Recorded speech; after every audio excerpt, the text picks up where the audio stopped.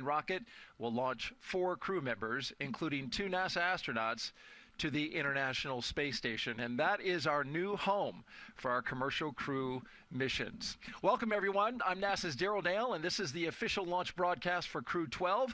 With me this morning is NASA astronaut and retired Army Colonel Doug Wheelock, a.k.a. Wheels. That's right. That's the nickname. So great to have you here, Wheels. And you're giving us your insight into this launch and Crew-12's mission.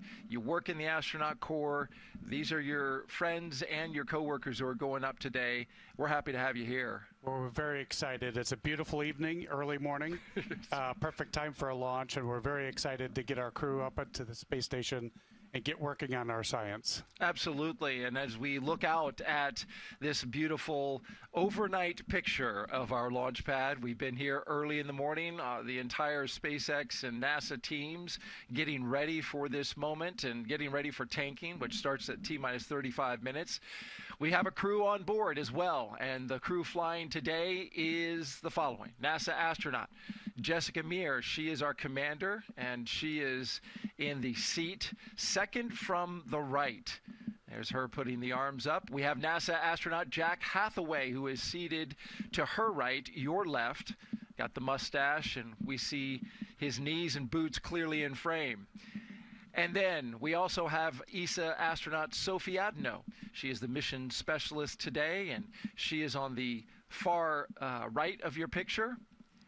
And then lastly, Roscosmos cosmonaut Andrey Fedyaev. He is our mission specialist, and he's all the way to the far left of your screen there in the corner. You'll hear much more from them in a moment. But first, here's a little more about Wheels. Let me tell the audience about you a little bit, because you do have quite the resume. Colonel Doug Wheelock joined NASA in 1998. He's a native of New York.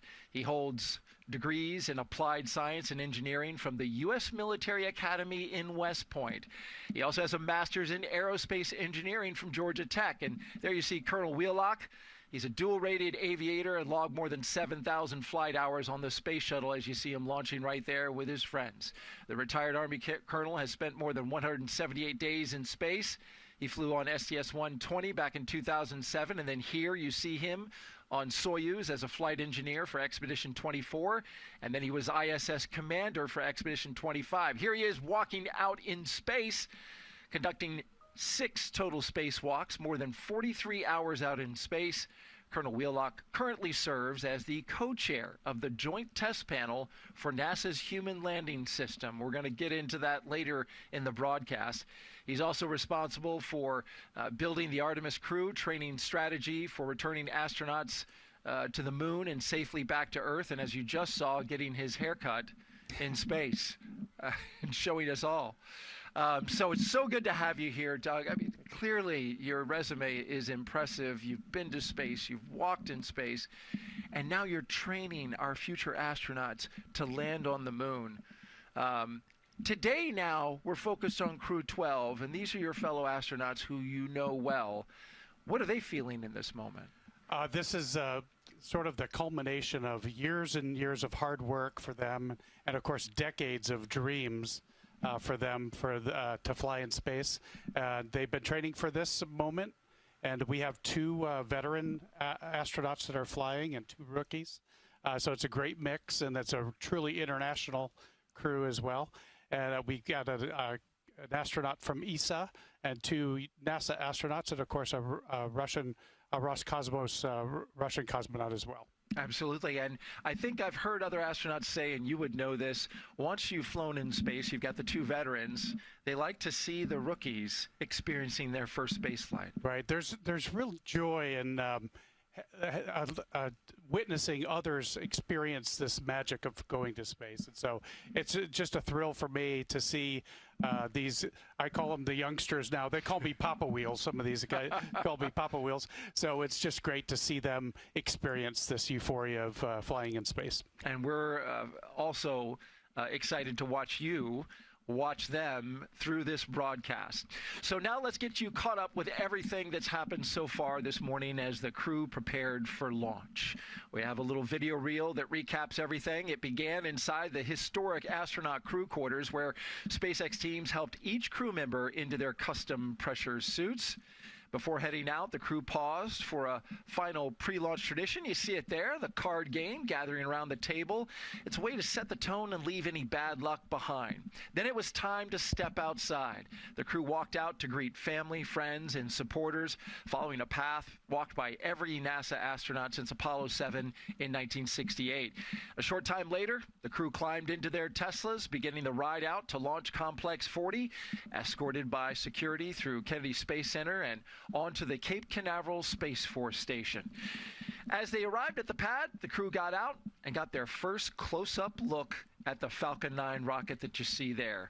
It's ready for the mission, and then they walked across their crew access arm in pairs, first the commander and pilot, then the mission specialist, and then we saw them climb into Dragon and get into their seats for flight. Inside the spacecraft, seats were rotated into position, and the suit leak checks were performed as the countdown continued. And now we are watching it all live. Crew-12, strapped inside Dragon Freedom, waiting on the next major milestones on the road to liftoff.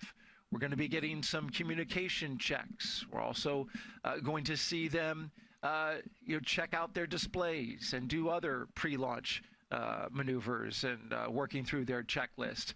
But now it's a quiet time inside the capsule. Yes, they do have some time to themselves. Now, as you get closer to launch, there's some time compression as well. You just heard that the hatch is closed now, and so the time is going to start to compress for them as well. So. And here's a dual view. What you're looking at here on the left in the big screen is the crew inside their space capsule, inside their spacecraft, I should say. And then in the lower right, that's the crew access arm as it extends out to the rocket, bridging the gap between the spacecraft and the launch tower.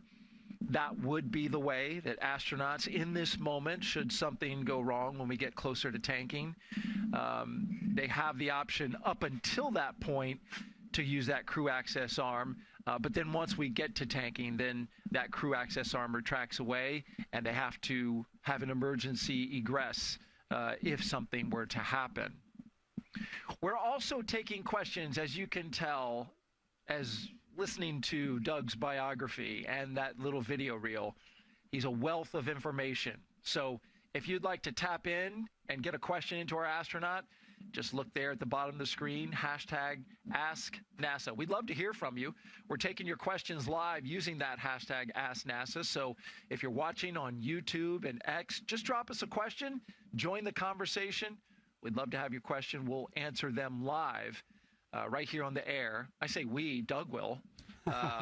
Wheels has got all the information, and he's more than happy to answer your questions, and he does a great job at doing it. All right, let's take a closer look at the crew heading to space today. Dive in a little bit into each individual crew member. Jessica Meir, she is a NASA astronaut commanding this Crew-12 mission.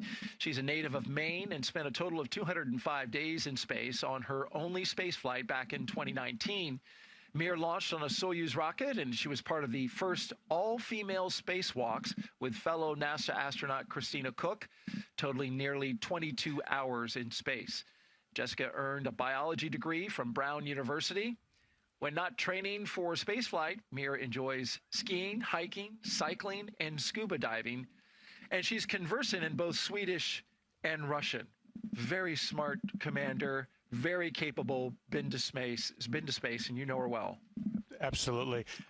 Jessica's awesome. I actually been in Russia with her while she was training as well. And I really admire her skills for learning a new language, because that was the toughest part of my studies, getting ready to fly on the Soyuz, is learning Russian. So. And she, just the other day in a press conference, they didn't have the translator. It wasn't on yet.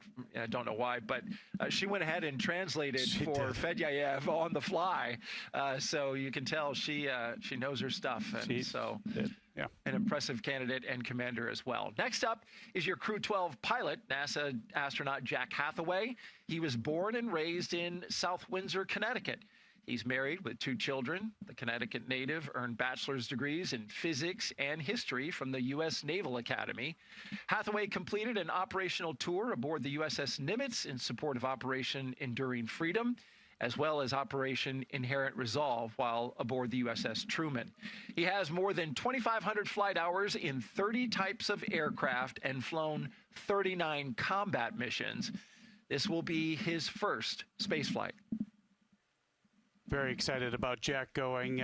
The only downside to Jack, he's a Naval Academy graduate, coming from a West Point graduate. From an Army guy. We have great fun during the Army Navy games. We did fare so well this year, the Army team. But Jack's just a great test pilot and really a wealth of knowledge. And he also has he's a wealth of dad jokes as well. Is he one of those? So Jack's got some great dad jokes. Very good, very good. And along with the commander, Jessica Meir, and Chris Williams, who's already up at the space station, they kind of form a little New England contingent there. Yeah, Jack's from Connecticut, and with Jessica being from Maine, and of course Chris Williams on the station. He spent a lot of time in Massachusetts and Boston, and so it's gonna be a New England contingent up there. Yeah, they'll have a nice something to talk about as they sit around their clam chowder, should they have any. Here's your mission specialist now, Sophie Adenot. She's representing the European Space Agency, or ESA. This will also be her first trip to space. The French native studied engineering and specialized in spacecraft and aircraft flight dynamics during undergraduate work in France and received her master's degree from MIT. Sophie joined the French Air Force in 2005, where she trained to become a helicopter pilot. That's something that's near and dear to your heart as a fellow helicopter pilot yourself. She was selected as an ESA astronaut candidate in 2022 and has been training since then for today's mission. Absolutely. And as a helicopter pilot, she's perfectly ready to go to the moon with us as well. So. You haven't named her as such, but you know she. That's not official. Yeah, that's right. But she's got those skills that you're looking for. She's got those skills. We're definitely training in helicopters these days. Get ready to go back to the moon. Yeah, and I want to talk to you about that more when we talk about the Artemis mission, which is just nearby on Launchpad 39B. But in the meantime, let's round out our crew with mission specialist Andrey Fedyaev. He is a cosmonaut with Roscosmos, Russia's space agency, of course. As a major in the Russian Air Force, he's logged more than 500 hours in Russian aircraft. Back in March of 2023, he launched as a mission specialist as part of Crew-12, where he spent nearly 186 days aboard the International Space Station. Andrey is attempting to become the first Russian cosmonaut to fly twice inside the Crew Dragon capsule. And that is your Crew-12. In fact, I think he'd be just the first astronaut in general to fly twice. So. Yeah, I think so. I'm pretty confident in that. Yeah, and Andrey is just an incredible human, just a great guy, and a lot of fun to be around. He's already flown in space, and he's very, very competent and on orbit as well. And apparently we'll be playing some harmonica once he gets on board. He was mentioned he's taking that as his musical instrument. I hear that Jessica's bringing a piccolo. She is. And Andrei's bringing a harmonica, and there's a couple of guitars on board as well. So I think we're going to have some concerts. Yes. They put on a performance. I don't know if we'll get to hear it, but if it's good, I hope we do. Well, Crew-12 trained extensively for this mission. Let's take a look now at their training. And as you look at this, Wheels, this is all very familiar to you. Talk us through what they're doing here. So what you're seeing here is this is the mock-up of the space station that we have in Houston, and it's a full-scale, high-fidelity mock-up, and we can practice stowage. We can practice all of our translation and maintenance, maintenance of equipment and things in here. So it's a great mock-up facility for us for training. And then, of course, the training in the SpaceX simulator. Right, and this is a full-scale simulation of the spacecraft, the Dragon spacecraft. And then emergency training, of course. We do emergency training as well. We do medical training, medical emergencies, and reaction to that. We also, you can see Jack suiting up to get in the water, go underneath the water. We train in the neutral buoyancy lab in Houston. This is where we practice our spacewalks. We're in the water. We could pull ourselves to neutral buoyancy as we work on the outside of the space station mock-up that's underwater. You spent a lot of time in that pool, right? Absolutely. Preparing for your own EVAs. Absolutely. We also do water survival. As you know, the SpaceX Dragon capsule splashes down in the water at the end of the mission. Right. And as we approach the liftoff of Crew-12, normally when a new crew arrives at the International Space Station, there's a brief overlap, a direct handover between the outgoing crew and the incoming one, which includes a formal change of command ceremony on orbit. But this time it's going to be a little different. That ceremony already took place just before Crew-11's earlier return due to a medical issue involving one of its crew members. So Crew-11 had to come down just a little early. They safely splashed down in the Pacific Ocean off the coast of San Diego on January 15th, clearing the way for Crew-12's arrival today. Absolutely. And we were able to do some of that handover in Houston before the crew came into quarantine. So a lot of that has been accomplished already, and we're getting ready to do a handover with Chris Williams once they get to space. Absolutely. And as Crew-12 gets ready to launch, here's a pre-launch tradition that we would like to share with you, the signing around the mission patch inside the operations and checkout building. Of course, this is inside crew quarters where the astronauts are there, and there they got their patch front and center, but they get to put one on the side and then sign it. That's awesome. Yeah. This is a tradition that we do, and it's just a fun way to leave our mark. And their mark is left indeed as they just passed by this area. It's in the hallway there at astronaut crew quarters, the elevator just to the side. They passed that area just a couple hours ago or so, and now we see them live inside the spacecraft. So we introduced you to each of the crew members, talked a little bit about them, but now we want to hear directly from them. So let's hear now, starting with the commander of Crew-12, Jessica Meir. We're going to hear her in her own words. She is one of Time Magazine's 100 most influential people of 2020. Space exploration is important to me because it was my dream from the time that I was a child, but more so, it is about exploration, it is about science, it is about all of these spin-offs and potential applications that we can bring back to everybody on Earth. It's not my mission or Crew-12's mission, it's really a mission for all of humanity and civilization for our entire planet. My name is Jessica Meir, and I'm the commander for NASA's SpaceX Crew-12 mission to the International Space Station. I grew up in a small town in northern Maine called Caribou. My mom tells me that I started saying I wanted to be an astronaut when I was 5 years old.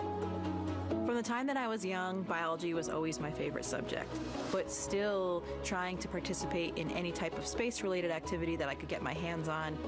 I had always wanted to fly, so I started taking flying lessons at Brown as well. So I got to come here to the NASA Johnson Space Center and fly in NASA's Vomit Comet. Something that I found that is carried true into this job as well, that for me, when I have something that's both a mental and a physical challenge, that's really when I feel most complete. And so I had that in the Antarctic, I have that in this job as well. It certainly is this dream come true in being an astronaut, having had the incredible opportunity to fly to the International Space Station one time already and to be returning back there.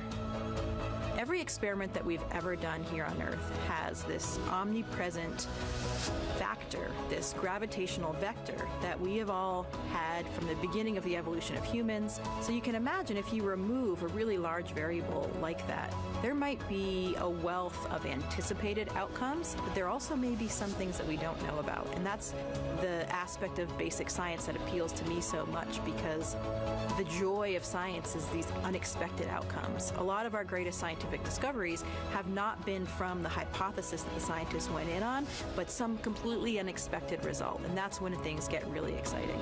So to me, the basic science that we're conducting on the International Space Station has a lot of potential. Both Jack and Sophie are rookies. They haven't been in space before.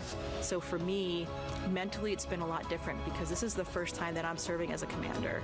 I'll be commander of the spacecraft and also of the International Space Station for part of our stay.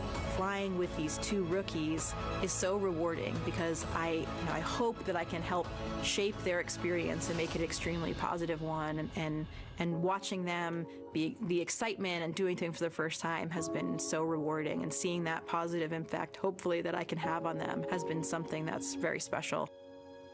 Speaking of the very rookies she mentioned, up next is Crew-12 pilot Jack Hathaway, who's counting down the minutes till his first journey to space. No matter what happens in the next couple years, it's not going to slow down. We're not going to go backwards. We're not going to sit on our heels and say that, hey, we've already done this. We can just wait and go slowly. There's a lot of motivation around the world to explore the moon and beyond. It's only going to get faster and more exciting, and more opportunities are going to open up and present themselves. My name is Jack Hathaway, and I'm the pilot for NASA's SpaceX Crew-12 mission to the International Space Station. I grew up in South Windsor, Connecticut. It's kind of a small, not quite rural town on the outskirts of Hartford. I ran cross country, I played a little bit of soccer, went to the public schools in South Windsor. I was an Eagle Scout with PAC 186. It was kind of a nice, relaxed, kind of normal American childhood. I think like most kids, I was interested in all sorts of things when I was young. Being an astronaut was one of them. As I started to grow up, I became interested in flying, becoming a pilot. Out of that grew out becoming a military pilot. I never really lost the bug. I was kind of always interested in space, but I fell in love with flying for the Navy for a bunch of years. I remember what it was like as a child, wanting to be an astronaut and all that sort of inspiration, and it never really left me. And I found it again, and then I found myself here. My crew and I, we're going to climb into the Dragon capsule aboard a Falcon 9 rocket, and we're going to ride that beautiful rocket up into orbit of Earth, and then we're scheduled with Expedition 74 and 75 aboard the International Space Station. Our goal is to integrate with the crew that's already up there and be able to operate and maintain the space station. I'm excited about the opportunity to participate in some of the 3D printing experiments that are going on in low Earth orbit. I think as we get further away from Earth, it's going to be unpredictable what breaks and what type of equipment we're going to need, and it's going to be harder and harder to produce it on Earth and then launch it into space. So our ability to create tools, build hardware, or even whole habitats with 3D printers is going to be key to our development moving out towards the Moon and Mars. As you visit the different sites that construct the hardware, construct the rocket, or components and science experiments for the space station, when you get to meet those people and you see the passion and excitement in their eyes that they really want to be there, that they're not there by accident. They want to be part of that team that develops that piece of hardware, that piece of software, or that science experiment that's going to go to the space station. There's so many people around the world that are excited, passionate, and motivated to be part of human spaceflight. We have a short time on this Earth, short time in orbit, and someone else is going to have to pick up the reins after we move on to the next place. And it's important to inspire the next generation so they're ready, excited, and they can see what we've accomplished and then go even further. And today's launch will be just the second crewed mission ever to launch from Space Launch Complex 40, as you're looking at it live. That's there at the Cape Canaveral Space Force Station. Crew 9 launched in September 2024, carrying NASA astronaut Nick Hague and Russian cosmonaut Alexander Gorbanov, marking the first time humans had lifted off from Slick 40. And now we're back. The pad's inaugural launch was a Titan 3C back in June of 1965. Let's hear now from ESA astronaut Sophie Adenot on her first trip to the space station.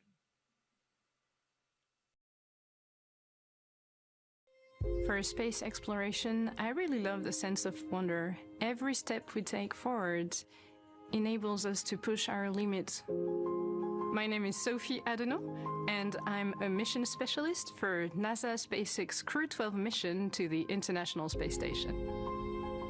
I was born in the countryside in the middle of France, in Burgundy, and out there was not a ton of technology, but there were beautiful skies and beautiful stars. So during my childhood, I spent many hours stargazing. I just read a lot about spaceflight, but to be honest, I had no idea how I could make this dream come true. And then when I was 14 years old, I read an article about the launch of Claudie Adenot. She was the first French woman astronaut. It was a mind-blowing moment for me because then from that day on, I thought she made this dream come true, so why not me?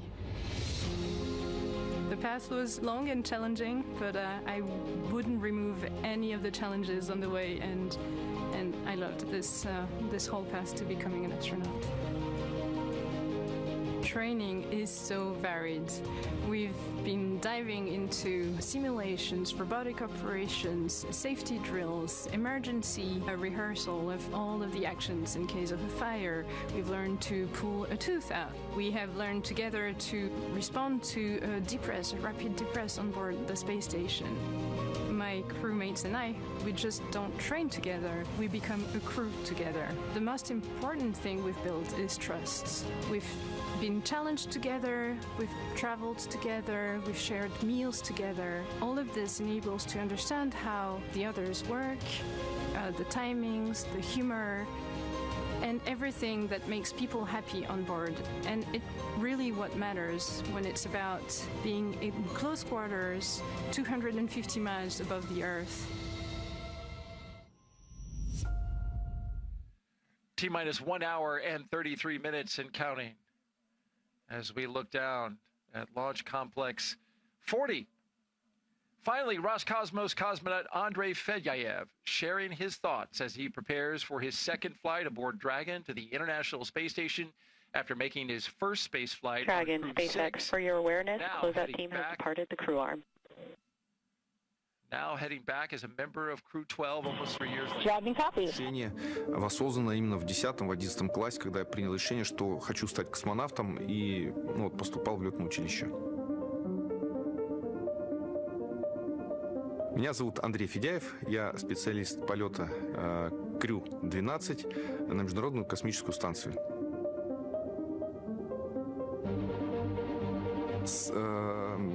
Колоссальный объект, и я знаю, что это самый дорогой объект, который человечество построило за всю свою историю именно совместно.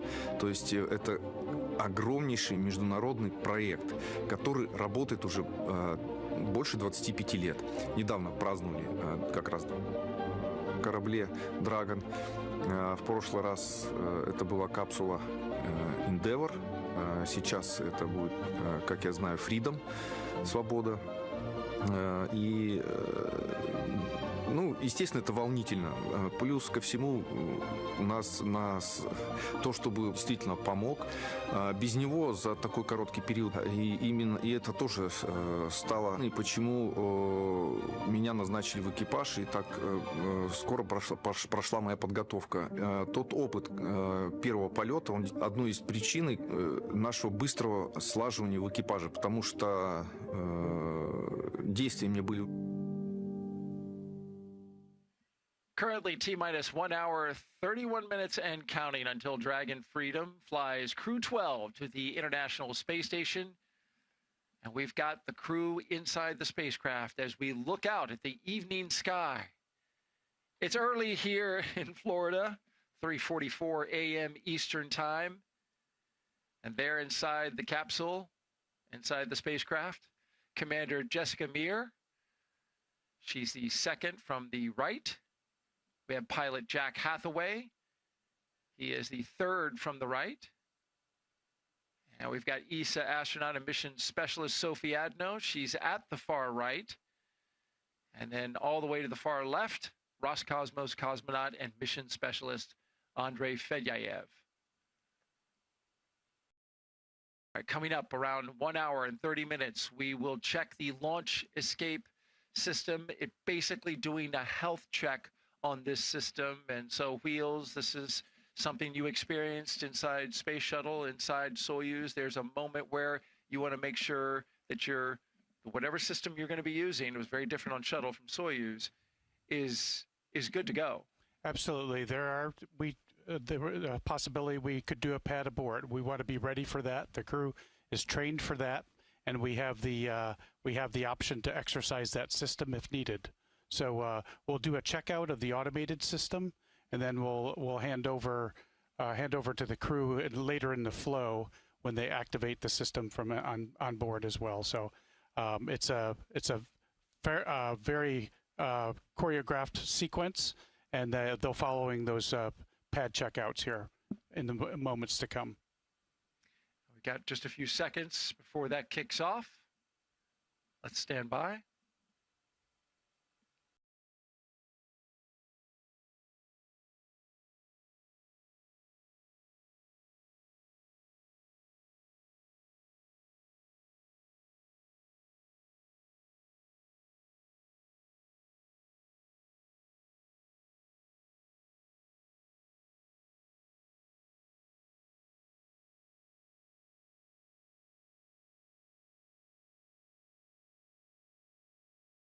While we wait to hear that loop kick in, talk a little bit about the weather. You can see in the bottom right-hand side of your screen as our beautiful shot from our helicopter team here at the Kennedy Space Center, providing this live view encircling Pad 40.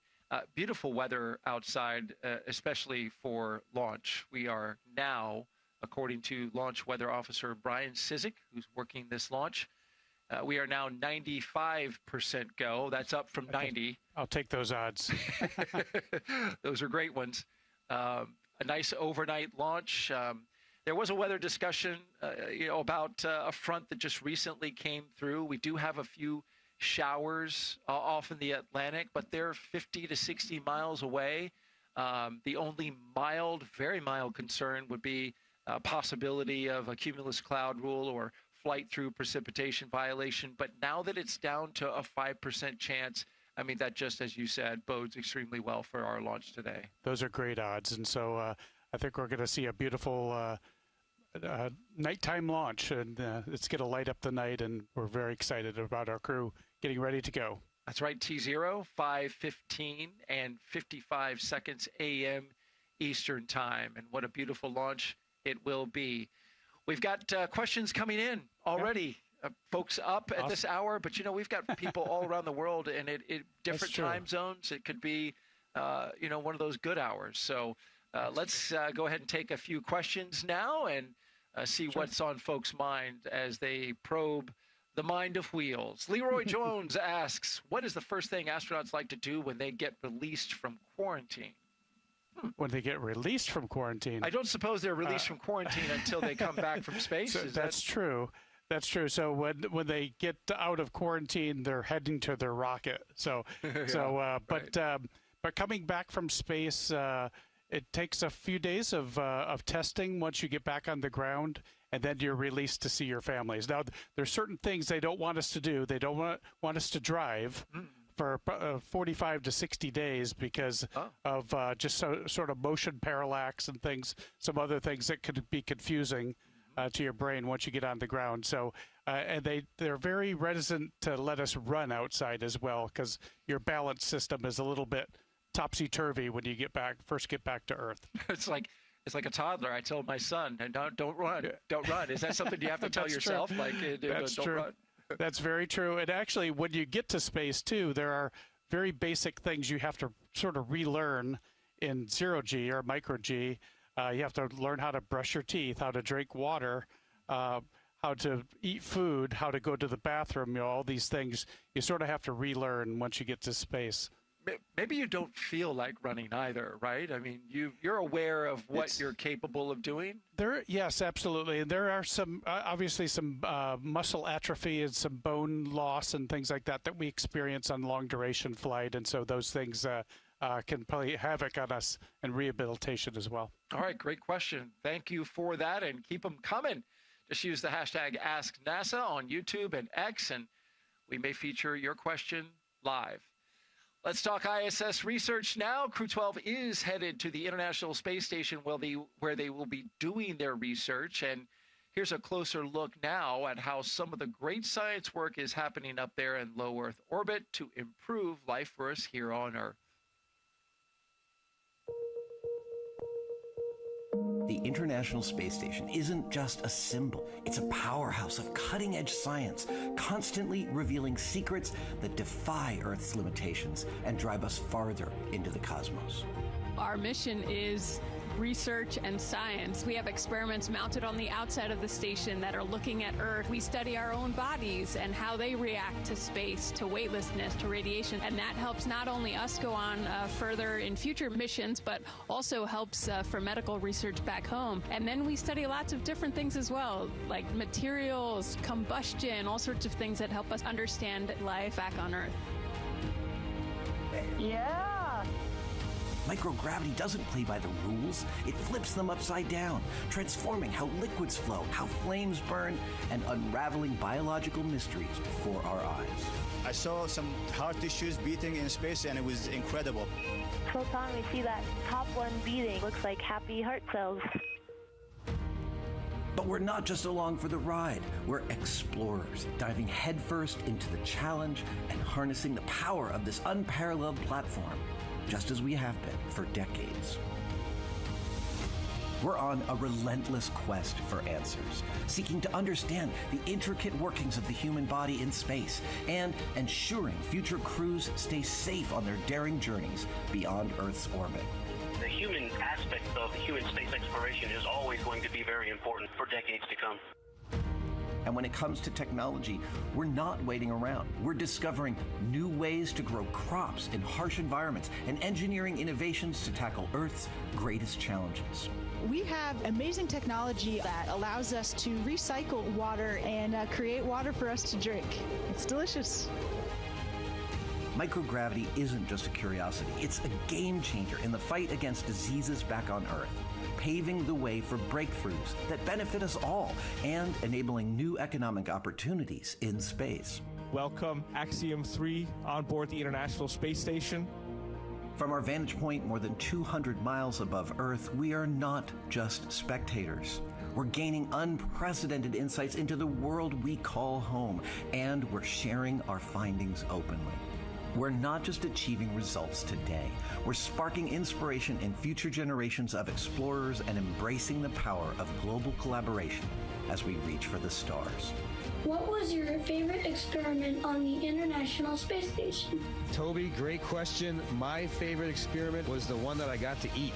It was us growing hatch chili peppers in our plant habitat.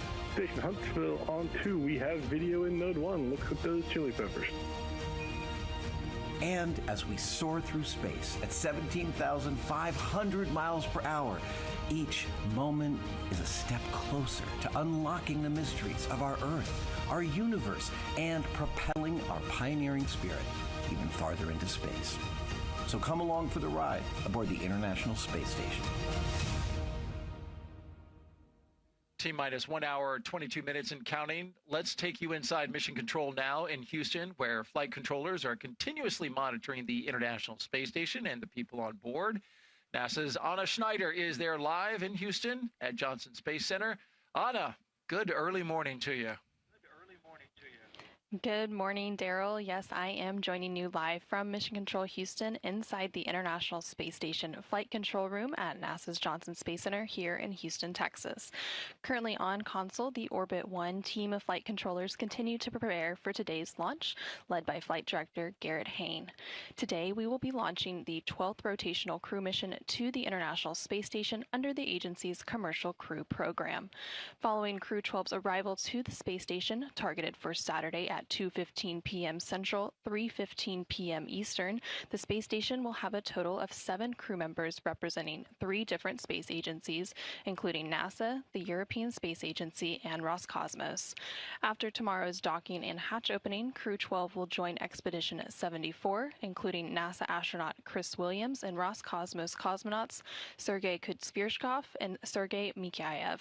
This trio arrived at the space station aboard the Soyuz MS-28 spacecraft in November, and once on board, Crew-12 will complete a safety briefing and orientation before jumping right in to continue the science and technology demonstrations taking place in the orbiting lab's unique microgravity environment. Expedition 74 began in December following the departure of the Soyuz MS-27 spacecraft and will continue into July of this year. Following the departure of the Soyuz MS-28 spacecraft in July, which will carry NASA astronaut Chris Williams and his Roscosmos crewmates back to Earth, Expedition 75 will officially commence, led by Commander Jessica Meir, who is also commander of the Crew-12 spacecraft today. All of this, of course, coming up after today's launch, so for now we will continue with the countdown, and with under 2 hours before launch, we'll send it back to the Space Coast to Daryl and Doug. That's right, and we are here at the Kennedy Space Center in Florida, looking out at Launch Complex 40 at the Cape Canaveral Space Force Station. Right now, Crew-12 is inside Dragon Freedom, and so far Crew-12 has completed their comms checks, make sure they can communicate. They're working on those with the teams on the ground. Their seats have rotated from their upright to reclined launch position, which allows them to see and access, of course, those display panels in front of them. They have also completed their suit leak checks to make sure their spacesuits are working properly. And they do that twice, Wheels, both before as they're suiting up, and then they check it again once they're in the spacecraft. It's kind of a critical component. Absolutely. The integrity of that suit is so important. So we do a couple of checks of those suits to make sure we have no leaks. If you lose pressure inside the spacecraft, that's where the suits come in. The suit will inflate automatically connected to the system, so it protects us from a rapid decompression of the cabin. And that's critical, as you mentioned. Of course, the spacecraft is well sealed, especially at the hatch, but because spaceflight is such a risky endeavor, you never know what will happen, and so having a spacesuit that can act as your little Earth, provide the oxygen and the pressure, is critical. Absolutely, and I think all the crew is wearing the new R2 upgraded suits, which is a different enclosure, and so we'll be checking those new enclosures as well. So this is an upgrade to our suit to allow for adjustability. And that is really key, because we were learning about these new suits. Mike Fink, of course, flew one on the last mission for the first time. Now all 4 crew members will have it. Correct. But expandability, and you can get in it easier. Absolutely, yeah. The donning and doffing in space, because you actually your spine sort of elongates in space as well. So when you get suited to come back home, you're a little bit bigger than when you are taller when you went up, and so sometimes it's a tight squeeze into those suits, and so helps with donning and doffing of the suit. All right. Well, you know they've got to like that if you actually get taller in space. Coming up in a few minutes, we will expand our live coverage with teams in Hawthorne, California, to help us walk through today's launch and ascent. And of course, we have been asking you to submit your social questions and hashtag #AskNASA. And we've got another question now for you, Wheels. So let's answer some of those that came in.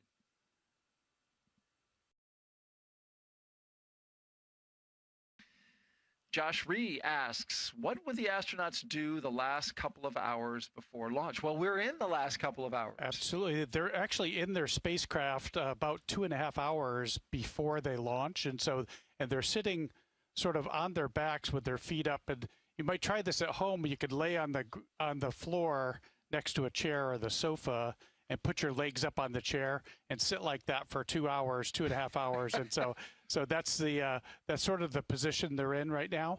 And so it can be get a little uncomfortable. And so, but you can move around just a little bit to kind of, now other spacecraft that I flew with the Soyuz, and it was kind of a tight squeeze for me. And so your knees are up closer to your chest in that one. So, and the space shuttle was very similar to the SpaceX Dragon capsule as well.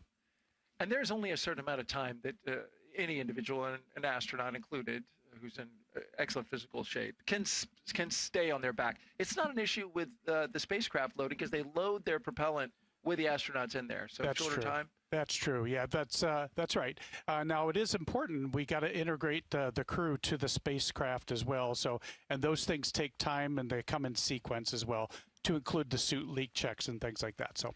Well, before they got on board the spacecraft, as you see them here, one of the first things that Crew-12 did was design their mission patch. Take a look at this. The enchanted forest that you see kind of encircling in the middle there, that reflects the crew's shared love of 4 bright stars. I'm sorry, the shared love of nature, their shared love of nature, and their optimism for the future. Then you also see 4 bright stars throughout the patch there. Those light the night sky, one for each crew member, with the smaller stars nearby around them representing the children who inspire them. At the center, you see the Dragon breathing fire, symbolizing the energy and determination driving this crew's journey to the International Space Station. And along the curve of the Earth below, you see the flags of the crew's home nations that remind us that this mission is built on strong global partnerships. And of course, they have the support that carried them with the Roman numeral 12 at the bottom. That's a nice patch. I love it. The symbology is incredible. And actually, as Jack and I think it was Andrey and Sophie had mentioned, they came from small towns. And so they were, nature was their playground.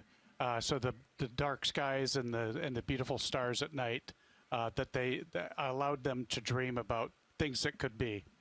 It's great to see that inspiration and that passion molded into the patch. And, you know, they all seem to have a little bit of artistic flair to them with the musical instruments and whatnot. So it is a beautiful thing to see. As they are settled into their seats there, every crew member, we talked about this earlier, who goes up into orbit takes some reminders of home with them. Here's what Crew-12 is taking up. Jessica Meir is bringing her piccolo, as you mentioned. That should be interesting. She teased that maybe we might get to hear that in some form or fashion, so we'll have to stay tuned for that. Of course, she's also bringing different mementos from different institutions, organizations, universities. She's bringing a small stuffed rabbit that belongs to her 3-year-old daughter. There are actually 2 of them. One will stay on Earth with her daughter, and then the other one will go up into space, and they will share photos back and forth during the mission with that rabbit, and that's precious. Jack Hathaway is bringing something that he's flown as a personal gift that he's going to give back when he gets back on Earth. Sophie Adenot is bringing the mission patch of Claudie Hagnier, the first French woman astronaut who flew to space on August 17, 1996 aboard the Soyuz TM-24 mission. Hagnier inspired Adenot and so many people in France to do what she wanted to do in order to honor her. And so that, of course, inspiring her as an astronaut.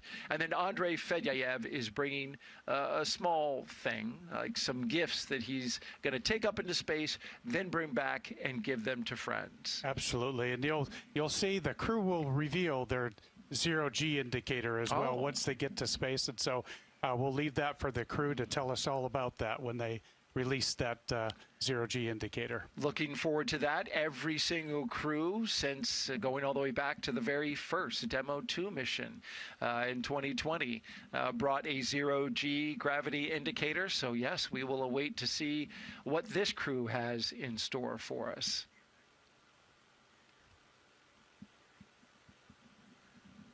On my Soyuz flight, Fyodor Yurchikhin, my commander, brought a little dog that he was given back in elementary school. Not a real dog. Not a real dog, but just a little zero-G indicator that we had, little stuffed dog.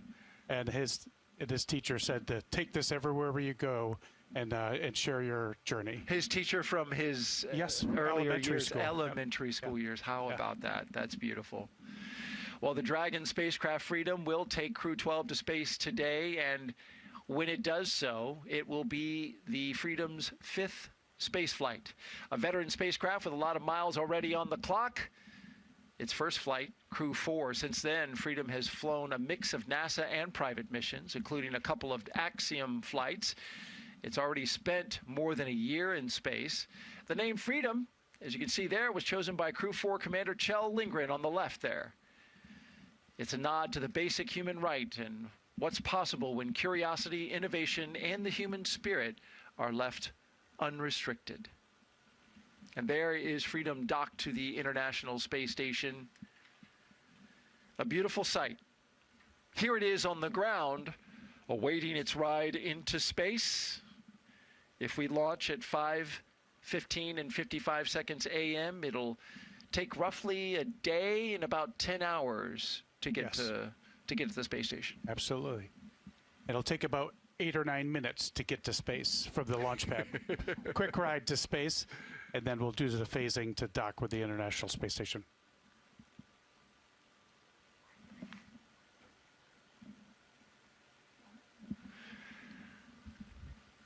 And welcome to those of you joining us for our live coverage of NASA and SpaceX's Crew-12 mission to the International Space Station. We are now inside the final hour, or roughly, we're getting close to the final hour before liftoff, currently at T-minus 1 hour and 10 minutes, as we move into this critical phase of the countdown. In a moment, we will be joined by our colleagues at SpaceX. To reintroduce you to all of you out there watching, I'm NASA's Daryl Nail, and for the past hour, I've been joined by this man, Wheels, NASA astronaut and U.S. Army Colonel Doug Wheelock, a veteran space flyer who's been helping break down today's mission and answering your questions, and you've been doing a great job at it. We really appreciate it. I appreciate that, Daryl. So exciting to be here with you. Sharing your knowledge and your information and your experience has been a tremendous value to this broadcast. Crew-12 is launching from Space Launch Complex 40 at the Cape Canaveral Space Force Station. We're lifting off at 5:15 and 55 seconds a.m. Eastern Time. And as we mentioned, it's just a little more than an hour away. Once this crew arrives at the station, they will join Expedition 74. Now here's a look back at how this morning unfolded as the crew prepared for launch. The day began inside the historic astronaut crew quarters, where SpaceX teams helped each crew member into their custom pressure suits. Before heading out, the crew paused for a final pre-launch tradition right here, gathering around the table for a card game, a way to set the tone and leave any bad luck behind. Then it was time to step outside. There they are, walking the path walked by every NASA astronaut since Apollo 7 in 1968. A short time later, the crew climbed into their Teslas after saying goodbye to their families and loved ones. Then in pairs, after they arrived to the launch pad, they checked out their rocket, got their close-up look at the Falcon 9. There you see them walking right next to the rocket, which is right there before they climbed the launch tower. And then in pairs, they walked across the crew access arm. First the commander and pilot, then the two mission specialists, and then we saw them climb into their Dragon and get into their seats for flight. As you see here, they articulated their seats, basically rotating them into position. They did their suit leak checks and their comm checks as the countdown continued. And now we are back live, watching them live, both on the pad and inside the spacecraft, strapped inside Dragon Freedom, waiting on the next major milestone on the road to liftoff. It's been a good journey, and we've been tracking it the whole way. Wheels? Absolutely, yep. And now things are going to start to pick up once we get inside of an hour. You'll hear some things on the loops that will be sequence tests that go on as we get ready for launch as well. And with that hatch closed, I imagine there's a very specific type of quiet inside that capsule, inside the spacecraft. There's a little bit of nervousness that goes on. I'm sure that Jack will provide some dad jokes to sort of lighten the atmosphere a little bit. But yeah, it's game time. So it's the crew is getting into the zone. They're probably talking about maybe reviewing in their mind their initial steps, and so they're ready to go. All right, speaking of ready to go, at this time, we're expanding our coverage to include our partners at SpaceX. So let's welcome in our team joining us live from Hawthorne, California. Good morning. Or in your case, good evening. Are you still on yesterday? Yeah, I think so. Well, no, it looks like you're with us. You're today. It's good morning. Thanks, Daryl. I'm Jessie Anderson, a senior production and engineering manager here at SpaceX. And I'm Sandra Jones with NASA Communications. We are excited to be joining you once again from Hawthorne. It is always a pleasure to be here, especially today as we count down to liftoff of Crew-12 just over an hour from now. As the name suggests, Crew-12 is our 12th operational mission with SpaceX, flying astronauts for long-duration missions to the International Space Station, and the 13th as a part of NASA's Commercial Crew Program with SpaceX. Today's crew will fly aboard Dragon Freedom, which first supported NASA's Crew-4 mission in 2022, and since then has flown several missions, including Axiom missions 2 and 3 and NASA's Crew-9. Crew-12 will be Dragon's 17th visit to the space station with crew on board and its 20th human spaceflight mission overall. So let's meet today's crew. In the commander seat is NASA astronaut Jessica Meir, who spent a total of 205 days in space on her first spaceflight back in 2019 and was part of the first all-female spacewalks. She holds a biology degree from Brown University. Next to Meir is pilot Jack Hathaway, making his very first flight to space. The Connecticut native earned bachelor's degrees in physics and history from the U.S. Naval Academy, and he has more than 2,500 flight hours in 30 types of aircraft and has flown 39 combat missions during several military operations. Serving as a mission specialist is Sophie Adenot, representing the European Space Agency, or ESA. The French native studied engineering and specialized in spacecraft and aircraft flight dynamics during undergraduate work in France and received her master's degree from MIT. This will also be her first trip to space. And rounding out this crew is Roscosmos cosmonaut and mission specialist Andrey Fedyaev. As a major in the Russian Air Force, he's logged more than 500 hours in Russian aircraft. Back in 2023, he launched as a mission specialist as part of Crew-6, where he spent nearly 186 days aboard the International Space Station. Once on board the International Space Station, Crew-12 will become members of Expedition 74 and add to the milestone of over 25 years of humans living and working aboard the International Space Station. Crew-12 will contribute to hundreds of experiments aimed at advancing research and technology for missions to the Moon and Mars and to benefit humanity back on Earth.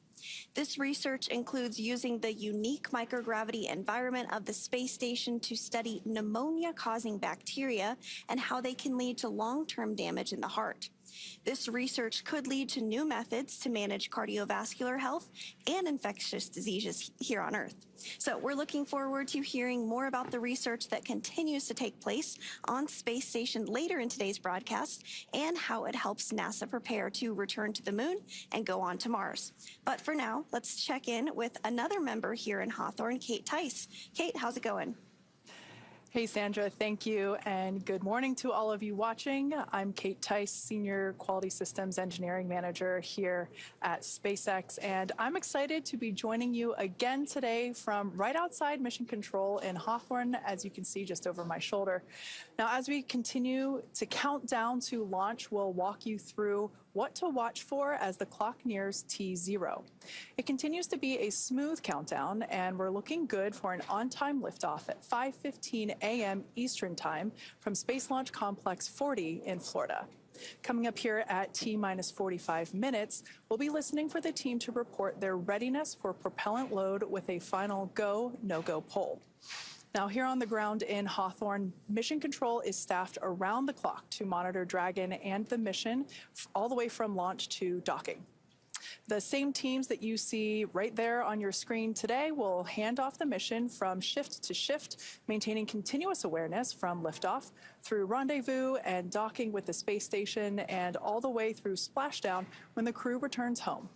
Inside that room there, Mission Control, there are 6 key positions on console today, and each of them are focused on a specific aspect of the mission. The mission director is the person leading the room. They coordinate the team and make real-time decisions to ensure mission success. The mission director, who you will hear referred to as MD when we talk to them on the nets. Dragon, SpaceX, for your awareness, ground is stepping into cycling the orbit tank isolation valves to equalize low flow pressure. Dragon copy. All right, so the comms there, I'll get to that person in just a moment. The mission director who I was referring to, that individual also supports the Falcon launch director, or LD, during the countdown. Now, the voice that you just heard is our crew operations and resources engineer. You see there on your screen. Today, we refer to that person as core throughout the broadcast. Our core today is Mary Cooper, and she will be the primary voice talking to the crew while they are on board Dragon on the way to space. Now, the remaining operators are focused on Dragon systems, including avionics, guidance and control, software, propulsion, life support, and coordination with ground support teams. And across the country, our Falcon 9 and Dragon teams, along with key NASA launch personnel, are stationed in the Launch and Landing Control Center at SpaceX's Hangar X in Florida. Now, as we move inside the final hour, teams across both rooms will be reviewing data from their final checkouts in preparation for retraction of the crew access arm and the start of propellant loading. But the teams in Hawthorne and Cape Canaveral aren't the only ones supporting today's mission. That's right, Kate. NASA has its own team at the Johnson Space Center in Mission Control in Houston, Texas, who will be checking in with us as we progress toward today's launch. This is where NASA's Anna Schneider is located, who will share the latest updates from Mission Control as they have been busy preparing the International Space Station for Dragon's arrival. The team over in Houston recently gave their go for launch, confirming the station and its systems are ready to receive the Dragon, Freedom, and the new crew. Following liftoff, today's flight to the International Space Station will take about 34 hours, with Dragon flying autonomously the entire way. SpaceX, you have a go for step 5.1. When ready, report go for launch. Dragon copies, go for 5.1. And we will continue to hear communications from the ground to the crew inside Dragon Freedom as they step through those procedures. We're now less than an hour away from today's launch, but tomorrow we'll be looking ahead towards docking, which is targeted for February 14th at 3:15 p.m. Eastern to the Zenith port of Harmony. And just like an autopilot on a commercial aircraft, the crew always has the ability to take manual control of the spacecraft if needed. Right, we are at T-minus 58 minutes and 42 seconds and counting, and launching a rocket takes a considerable amount of teamwork. During launch, SpaceX is monitoring the health of the vehicles from here in Hawthorne and Kennedy, and our recovery team is supporting out at sea. NASA teams at Johnson Space Center in Texas are monitoring crew and mission rules. Once Dragon makes it to orbit, SpaceX and Johnson will work in tandem during Dragon's approach to station. Johnson then takes the lead for station operations. So let's check in with NASA's Anna Schneider at the Johnson Space Center to see how things are shaping up in Mission Control Houston. How's it going, Anna? Hey, thanks, Jesse, and welcome back to Mission Control Houston inside the International Space Station Flight Control Room at the Johnson Space Center here in Houston, Texas. We are, of course, here in the hub of human spaceflight for NASA. Currently on console is the Orbit 1 team of flight controllers being led by Flight Director Garrett Hain, and this team of flight directors recently pulled a go for launch, which means the International Space Station is ready for Crew-12 to lift off and begin their journey to the orbiting laboratory. At the time of launch, the space station will be traveling 260 miles over the South Pacific east of New Zealand. Docking is targeted for tomorrow at 2:15 p.m. Central, 3:15 p.m. Eastern, and in the home stretch of the rendezvous tomorrow, NASA and SpaceX flight controllers will enter into integrated operations. During integrated operations, both flight control teams will conduct a series of go, no-go polls for Dragon Freedom as it closes in to docking to the zenith or space-facing port of the station's Harmony module. Rotational missions like Crew-12 help NASA to continue to maximize the important research and technology demonstrations made possible only in the International Space Station's unique microgravity environment.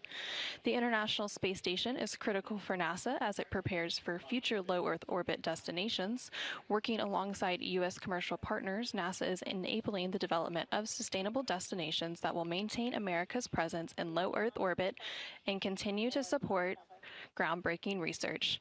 The space station also helps us to better understand and overcome the challenges of long-duration spaceflight, which will be necessary for a long-term presence on the moon and crewed missions to deeper into the solar system, including Mars. That's all for me here in Mission Control Houston for now, and with that, we will hand it back to the Kennedy Space Center with Steve Seiseloff. Good morning, everyone. I am here with NASA Administrator Jared Isaacman. And Mr. Administrator, you've talked a lot about low Earth orbit research and its value, both in terms of research and in terms of crew training. What do you see for the International Space Station during your term? Well, first of all, I mean, the International Space Station is such a success story already. I mean, you know, between the international cooperation it took to build it, you're looking at maybe one of the greatest engineering accomplishments, you know, in modern history. I mean, 25 years of continuous operation up there. I think the goal right now is to maximize the remaining life on it to the greatest extent possible. So, you know, as our astronauts prepare to go up and undertake the mission that Crew-12 is launching on right now, the idea is to get the highest potential science and research up there to unlock and ignite an orbital economy so that someday we have lots of, you know, commercially operated space stations in low Earth orbit, and also to demonstrate a lot of the technology that we intend to use on lunar missions and a lunar base in the future. A great example would be it's a great testing ground for future lunar EVA suits to be able to exercise that on the space station. So we're going to make an awful lot of use of the station over its remaining life. We're going to keep our crews extremely busy up there.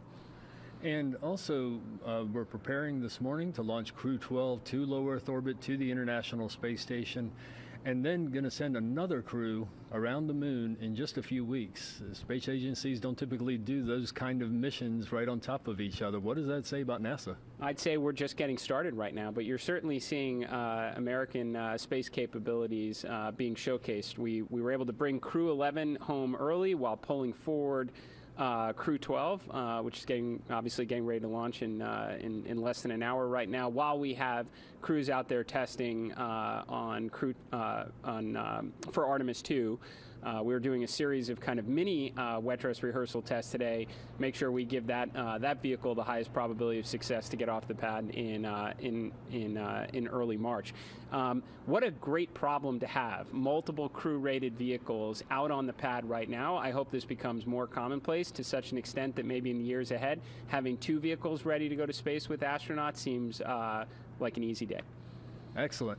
Well, there you have it. Words from our new NASA Administrator, Jared Isaacman. And we're going to go back to Daryl Nail.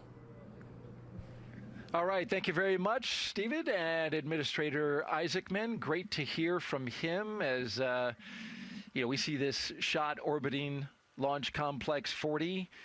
This is something that our administrator was zipping around in his own F5 just recently with an employee, and we're going to have an interview with that employee coming up later in the broadcast. But in the meantime, here's a closer look at the mission and what Crew-12 will have to look forward to during their long-duration stay aboard the International Space Station. The purpose of commercial crew missions is to have an opportunity to launch astronauts to low Earth orbit and beyond from American soil. We want to have multiple ways of getting to and from the space station. The whole idea of launching on a commercial spacecraft is so that NASA, ESA, and the others can focus on further exploration. When Crew-12 launches to the International Space Station, our goal is to integrate with the crew that's already up there and be able to operate and maintain the space station. While we're there, we're going to do all sorts of upgrades to the space station. We're going to maintain current experiments, start new experiments. We do research on the International Space Station because it provides a very unique and novel environment that we cannot replicate here on Earth. Every experiment that we've ever done here on Earth has this omnipresent factor, this gravitational vector. So you can imagine if you remove a really large variable like that, there might be a wealth of anticipated outcomes, but there also may be some things that we don't know about. And that's the aspect of basic science that appeals to me so much, because the joy of science is these unexpected outcomes. The ultimate goal is to really understand how human body works in space and how to build technologies that are more sustainable and more reliable for future exploration. All of the results from this research that we have can now be applied to an even more challenging environment to understand more of what it's going to be like to live and work around the moon and hopefully soon on the surface of the moon. The same is true for Mars. International cooperation is so important because space is really challenging. I think one of the great parts of the International Space Station is that we do it all together as a human race, as humanity pushing forward out into the stars. It's like the ultimate potluck dinner. Everyone brings its signature dish, its own expertise, and then we're sharing and gathering, sharing resources, sharing knowledge, sharing scientific experiments. I think it's part of human nature that we use this exploration to make our lives better here at home and then also satisfy that natural human curiosity to see what's over that next hill. If we didn't have this within us, this inherent capacity to look around the corner, to go further, we never would have even uncovered all of the continents or oceans on this planet. It pushes us to imagine more, to find solutions. It is about exploration. It is about science. It is about all of these spin-offs and potential applications that we can bring back to everybody on Earth. Pushing the boundaries is kind of natural for me, and natural, I think, for a lot of people to want to see where we can go next and what is the next thing that we can develop. And for me, it's all about sharing this mission. It's not my mission or Crew-12's mission. It's really a mission for all of humanity and civilization, for our entire planet.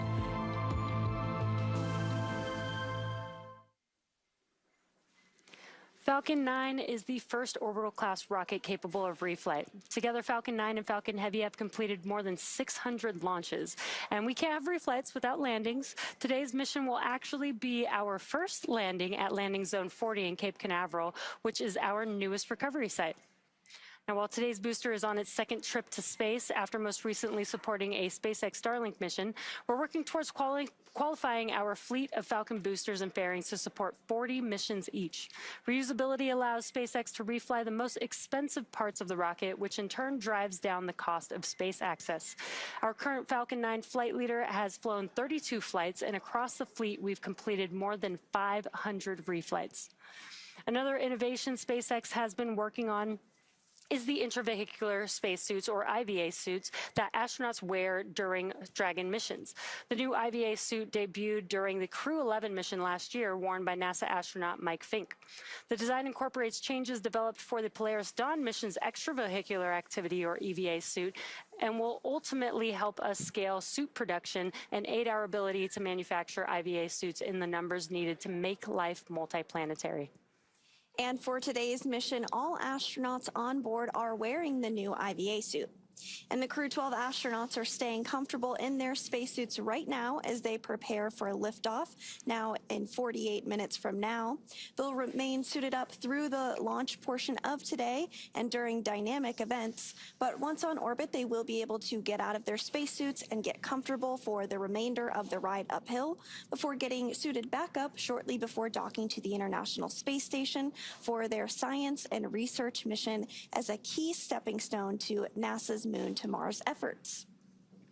SpaceX shares NASA's goal of returning to the moon, approaching the mission with the same determination that returned human spaceflight capability to America under NASA's Commercial Crew program, and building a self-growing city on the moon in the next 10 years. To unlock that future, SpaceX's HLS team has completed dozens of milestones tied to developing systems, infrastructure, and operations needed to safely land astronauts on the moon. While many of SpaceX's remaining HLS milestones are tied to flight tests, such as ship-to-ship propellant transfer demonstration, SpaceX is fabricating a flight-capable Starship HLS cabin that will demonstrate high design maturity for the system supporting humans on the moon and provide a highly realistic training experience for future astronauts. With NASA's Artemis campaign, we are exploring the moon for scientific discovery, technology, advancement, and to learn how to live and work on another world as we prepare for sending humans to missions to Mars. The upcoming Artemis 2 mission will carry NASA astronauts Reed Wiseman, Victor Glover, Christina Cook, and CSA astronaut Jeremy Hansen on a 10-day test flight mission around the moon to prove out key systems on the Orion spacecraft ahead of a future lunar landing mission. By leveraging NASA's unique and historic experience in lunar exploration, paired with the speed and innovation of industry, the HLS program is providing the key lunar landing capability for Artemis to achieve a long-term human presence in deep space. NASA is working with SpaceX to develop the company's Starship human landing system for future missions. Cargo variants of the Starship lander will be capable of landing unparalleled capacity directly on the surface, including large pieces of equipment and infrastructure. SpaceX was founded to make life multiplanetary, and Starship has been designed from the very beginning to enable the exploration of other worlds. With it, and alongside NASA, we look forward to inspiring all of humanity as that first permanent foothold is placed among the stars. It the pull is complete, and the team is ready for crew access arm retract, propellant load, and launch. For all operators in MCCX and Hangar X, both control rooms will go into lockdown at T-minus 45 minutes and will remain in that state until the launch escape system is disarmed. All operators are to remain at their console and maintain a sterile cockpit until MD confirms successful disarming of the launch escape system following orbit insertion or propellant offload in the event of a scrub. For non-urgent no-go conditions, brief the CE or LD and they will approve aborting the countdown. For urgent issues affecting the safety of the operation, operators shall call hold on the countdown net. Launch control will abort the launch auto sequence immediately and proceed into the launch abort auto sequence. At T-minus 10 seconds, launch control will be hands-off and relying on automated abort criteria for the remainder of the count. Operators shall advise the launch director whether structural breakup or fire is imminent or occurring per Dragon manual escape flight rules. Launch control, you may proceed with arming the crew arm for movement. Cadet proceeding to arm the crew arm for movement. And we did just hear that call out that there is a go for a crew arm to retract, so we are going to be able to actually see that movement here on our screen here shortly. Retraction has started. So as you're watching that on your screen, we also got a call out for propellant load. This is a milestone that we're going to be following along throughout the next 44 minutes or so before launch, and we'll keep you apprised of updates as that moves on. And it continues to be an exciting time in human spaceflight, both for lunar missions and, of course, a little closer to home. Speaking of, let's get back to today's mission to the International Space Station and check in with Kate on the status of the countdown. Kate? Thanks, Sandra. So we're now just about 44 minutes from launch. And as we heard moments ago, the SpaceX launch director has pulled the team for their readiness on both propellant loading and launch. This is basically the final roll call for the teams. Both the NASA teams checked in, the launch director, the mission director. Each team confirmed that they are healthy and ready to proceed. Now, that poll is performed electronically, so we didn't actually hear any call outs from each person, but it was all done electronically. Now, like we mentioned earlier, Falcon 9 and Dragon teams, along with key NASA launch personnel, are stationed at the Launch and Landing Control Center at SpaceX's Hangar X in Florida. The launch director also checked in with Crew arm retraction is complete. All right, good news there, letting us know that that crew access arm is now stowed into the launch position. That is one of the final physical changes that we'll see to the pad. Now, the launch director also checked in with the Dragon mission director, who we hear referred to as MD, as well as the NASA operations manager, to confirm alignment across SpaceX and NASA before moving forward. So, right now, the crew continues to be seated comfortably inside Dragon. That crew access arm has been stowed.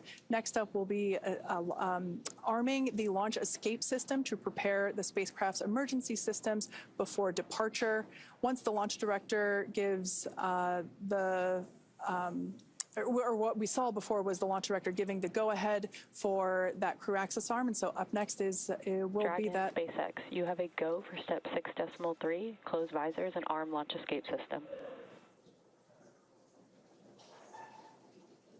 Dragon copies. We're ready to close visors and arm the launch escape system.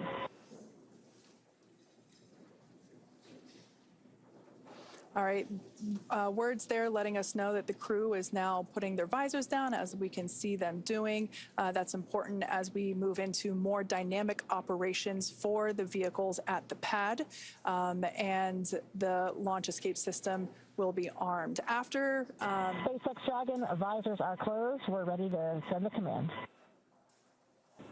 SpaceX copies. You have a go to arm the launch escape system. So arming the launch escape system. Copy, go.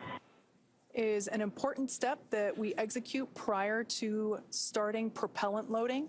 That will begin in less than 10 minutes. That'll happen at T-minus 35 minutes here in about 6 minutes from now. So in the meantime, let's check back in with our friends at Kennedy. Daryl and Doug, how is it over in Florida? Beautiful here in Florida, Kate, and thank you. I'm here with Doug Wheelock, NASA astronaut, aka Wheels. He's been giving us, is verified armed. Giving us the commentary, and we just heard a call out following up on what Kate was saying, that the launch escape system is armed. This is a very dynamic time as we prepare to load propellants aboard Falcon 9. Absolutely. This is a critical time in the flow, of course, and we want to make sure that launch escape system is armed, so the crew has a way to swiftly get off the pad if need be.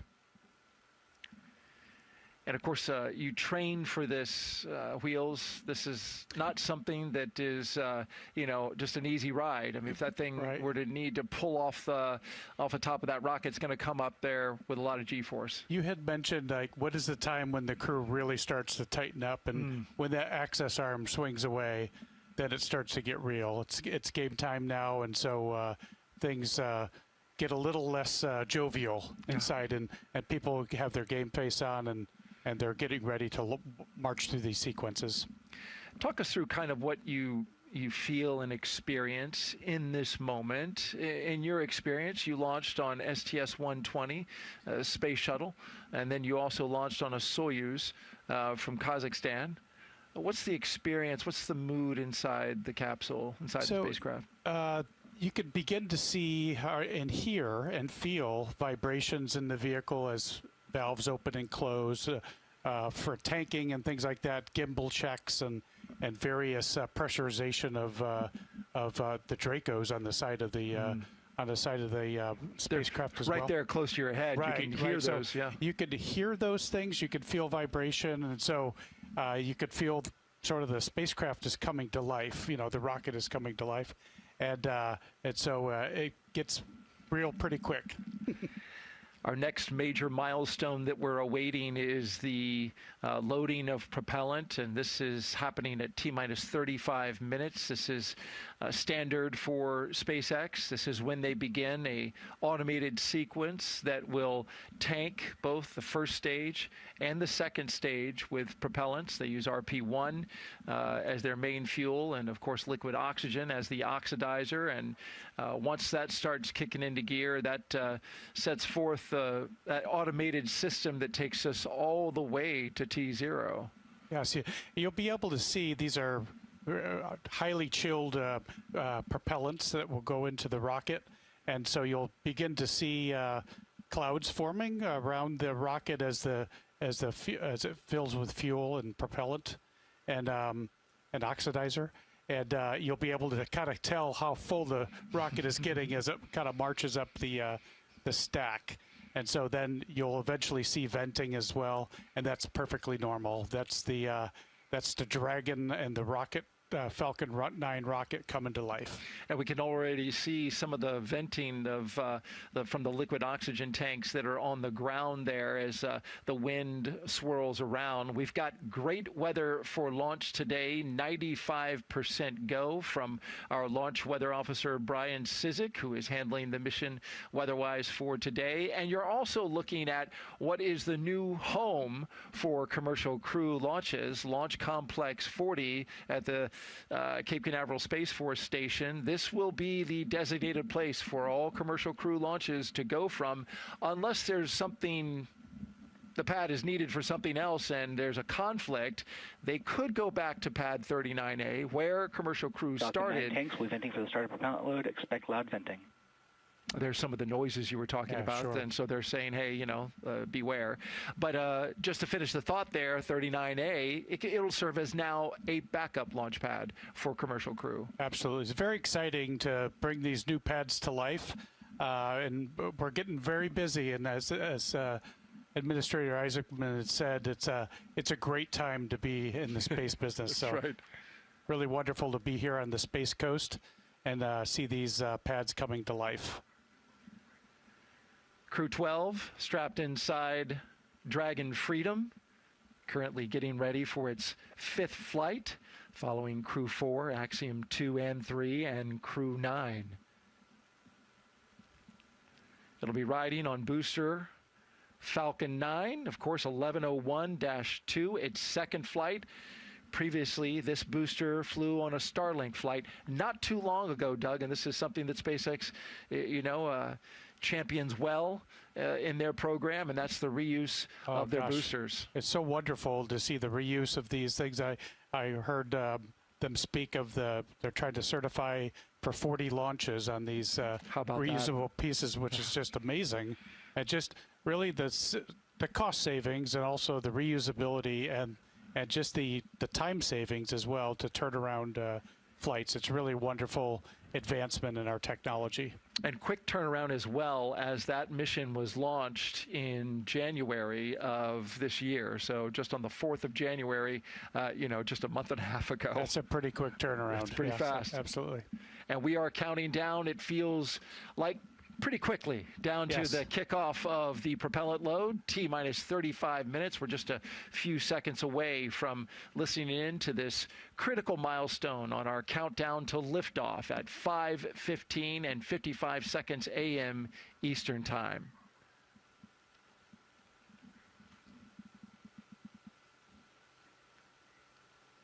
And the crew right now load has started. You heard the propellant load is starting. The crew is reviewing their procedures probably in their mind, their steps. We go through boundaries on Ascent, and so they're no doubt reviewing those things in their mind as well to prepare for what they should hear, what they should feel, and then their actions if they don't see or hear those things.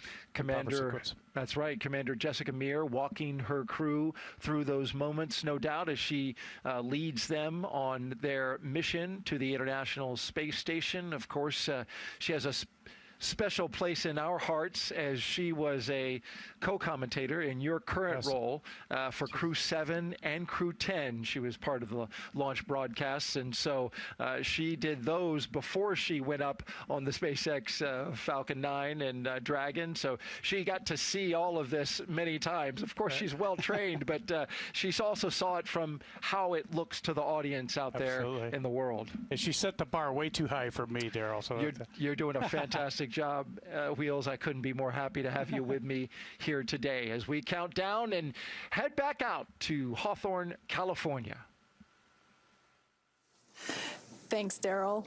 Now, as we heard the call out earlier, propellant loading of both RP1, that's that rocket grade kerosene, as well as super chilled liquid oxygen. Loading for those began at T-minus 35 minutes.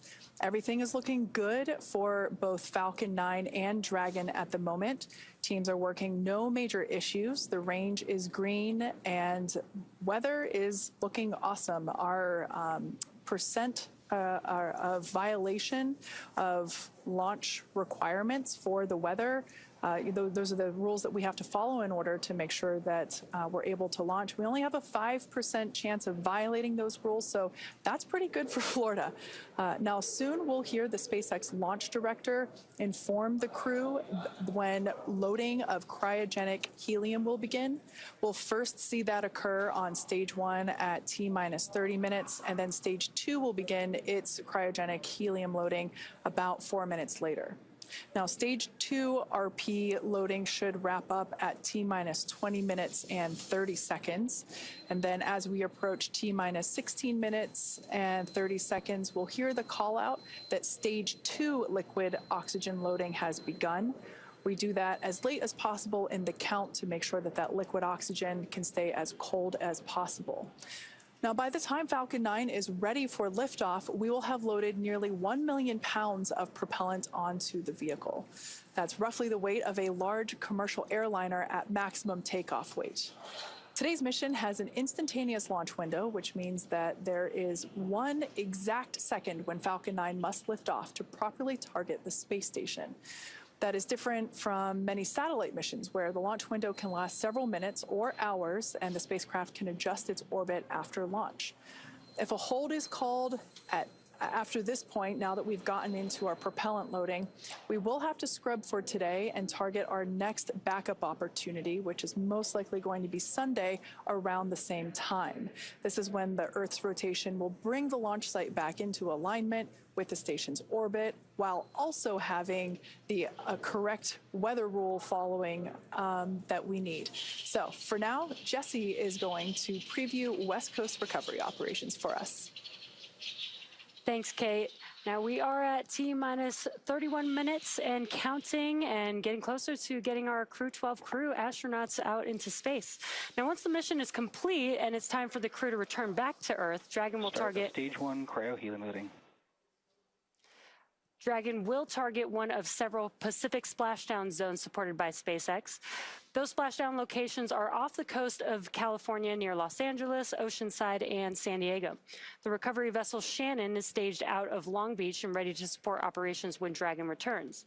Having multiple recovery sites gives teams flexibility, increasing the chances of landing on the planned day and reducing the likelihood of waving off a return due to weather.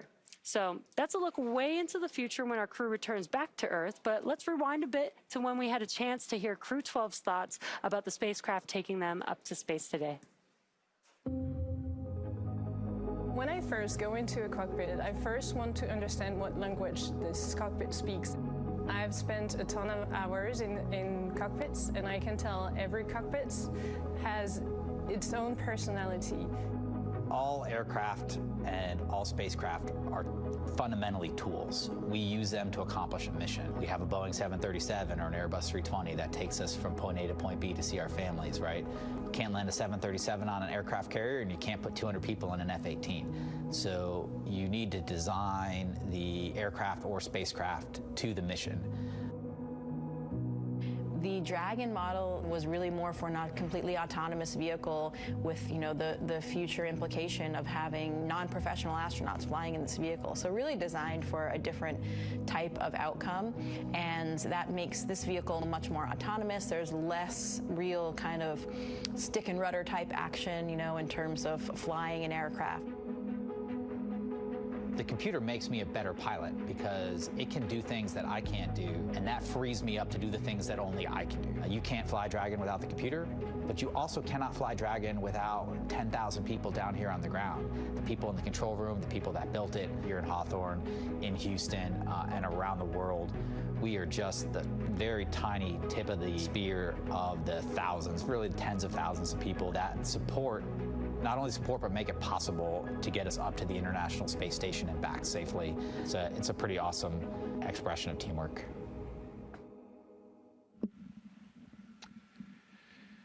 Since Administrator Jared Isaacman took over at NASA, he's been giving special flights to employees who stand out in their area and are exceptional in many ways in his own F-5. And so now joining us is one of those employees. He's with NASA's Steven Seislov, who is with the Ground and Missions Operation Manager Daniel Forrestel. Steven.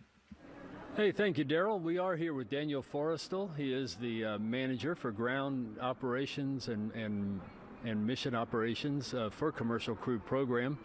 And Daniel, one of your tasks, this is the second crewed launch from Space Launch Complex 40 over on Cape Side. One of your tasks was getting Space Launch 40 ready for human-rated missions. What went into that work? Yeah, that's right. So SpaceX has been launching rockets from 40 for years before we man-rated it. And so we had to do a lot of hardware upgrades. We had to add a crew access tower, a crew access arm. We had to make sure we had emergency egress systems in place for the crew. And then not just the technical, we had to make sure that the operations were good. It looked similar launching from 39A and 40, but we had to make sure that the operations were seamless and that we had everything ready to go to get the crew up and down the tower and get the launch off. Excellent. And while you were doing that for Crew-12, you also had to keep in the back of your mind that Artemis 2 was making its mission preparations for its flight around the moon. You share resources in different ways. Mm-hmm. What went into some of the work to deconflict the preparations for those and make sure everybody had the resources that they need? Yeah, absolutely. So this is something that we've been working on since really the end of last summer when we saw that there launch windows were lining up together. It's really unprecedented. We had never had a time with 2 manned rockets ready to go at the same time. And so just making sure that resources from propellants to people who support both launches to the astronaut crew quarters where we got the crews in quarantine together potentially. We had to take it step by step, make sure that we were ready to go. And we had to run different iterations depending on who went first and in what order and what timeline and how much time separated the 2 missions. It was a good problem to have. It was a complex problem, but one I hope that we get to do a lot here as the spaceport gets busier in the future. Definitely, definitely. Beginning stage 2 cryo-helium vent shortly, spec cloud venting. And as Daryl was suggesting, you were one of the first NASA employees to take a reward flight, a reward for the service that you've put in, the expertise that you provide, and you flew with Jared Isaacman, the NASA administrator, in his supersonic F-5s. What was that day like? I'd imagine you got a few jealous emails. Oh yeah, it was incredible. I've gotten lucky enough to do a lot of really cool things here at NASA. Flying in a fighter jet was never on my list, but man, seeing Kennedy Space Center from the air was just a magnificent sight. And then they took us out over the water and we did acrobatics, and it was like a souped up roller coaster out there. And so it was just an incredible experience, was hanging on the whole time, and really honored to be able to be selected to do that, and hopefully something that a lot of people get the chance to do here in the future. Excellent. Well, congratulations for that. We are going to head back to Daryl and the countdown for Crew-12. All right, thank you, Stephen. And what Daniel didn't say, but he told me, is it took him a day to reorient himself because his vestibular system, right? You know this as a pilot. Absolutely, yeah. Yeah, it is like a roller coaster, and yeah, it could take a little bit to get your legs back underneath you. Absolutely. Well, Crew-12 is getting ready to jump in full strength and dive into a full slate of science aboard the International Space Station. Here are just a few of the investigations they'll be working on.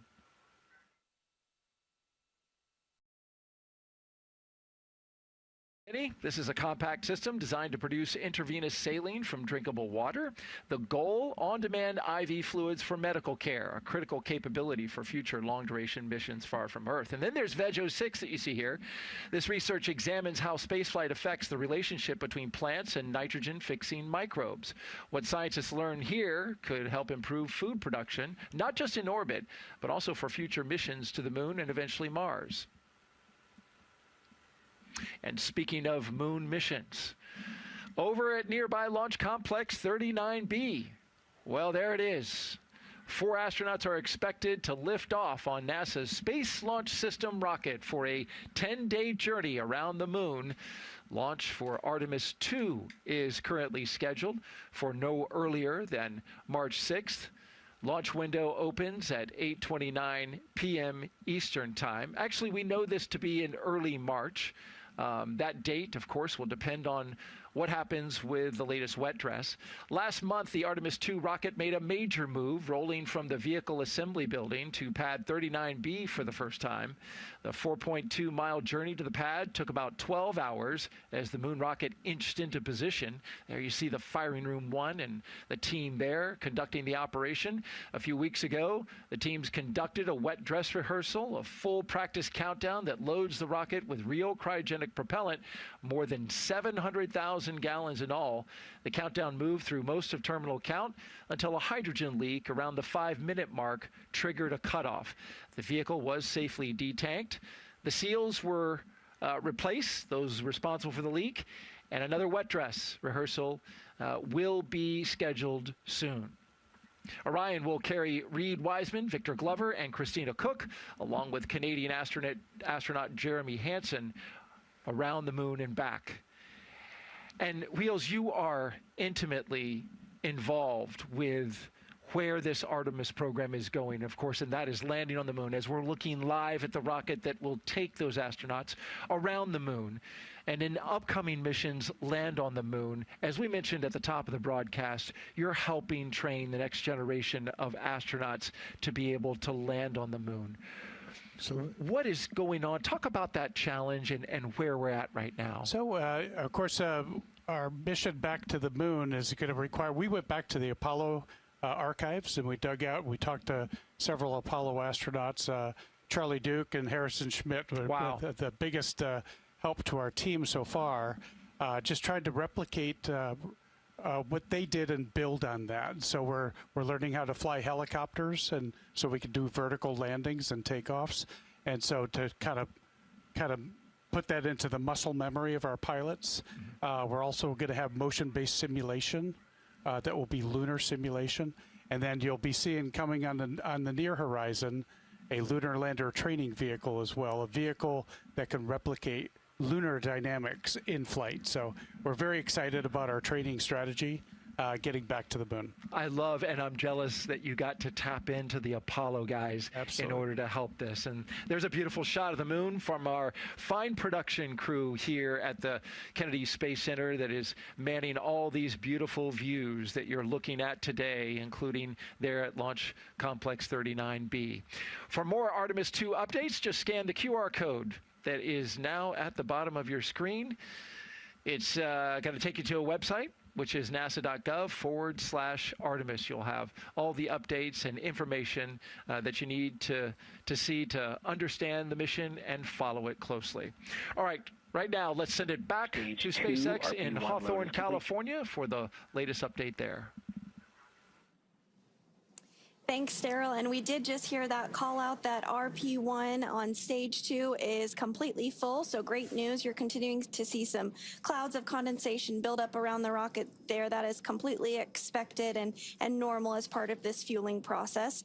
The Falcon 9 rocket supporting today's Crew-12 launch that you see on your screen right there is a 2-stage rocket designed for the reliable and safe transportation of satellites, cargo, and people, which is the goal of NASA's Commercial Crew Program.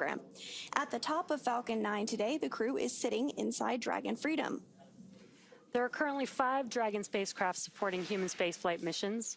That's Endeavour, Resilience, Endurance, Freedom, and our 5th and final Dragon, Grace, which launched the Axiom Mission 4 in 2025.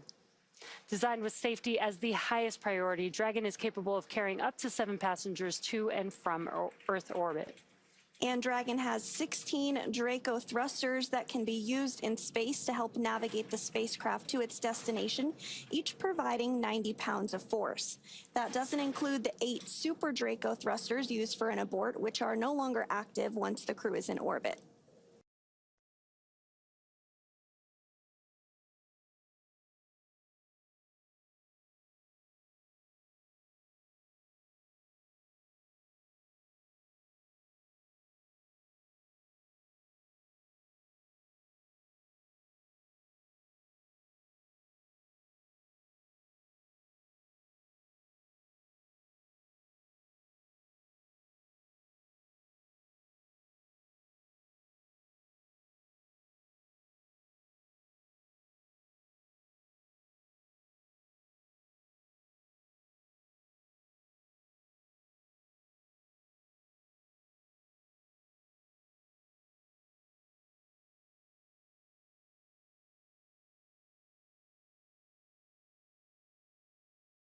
Side of that is where the MVAC engine is located.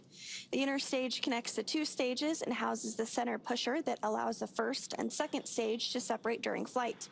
Below that, we have the first stage, or booster, which when fully loaded holds about 1 million pounds of liquid oxygen and RP1. The first stage makes up the... SpaceX for update. Falcon 9, Dragon, and weather remain go. We're tracking no holds against launch today.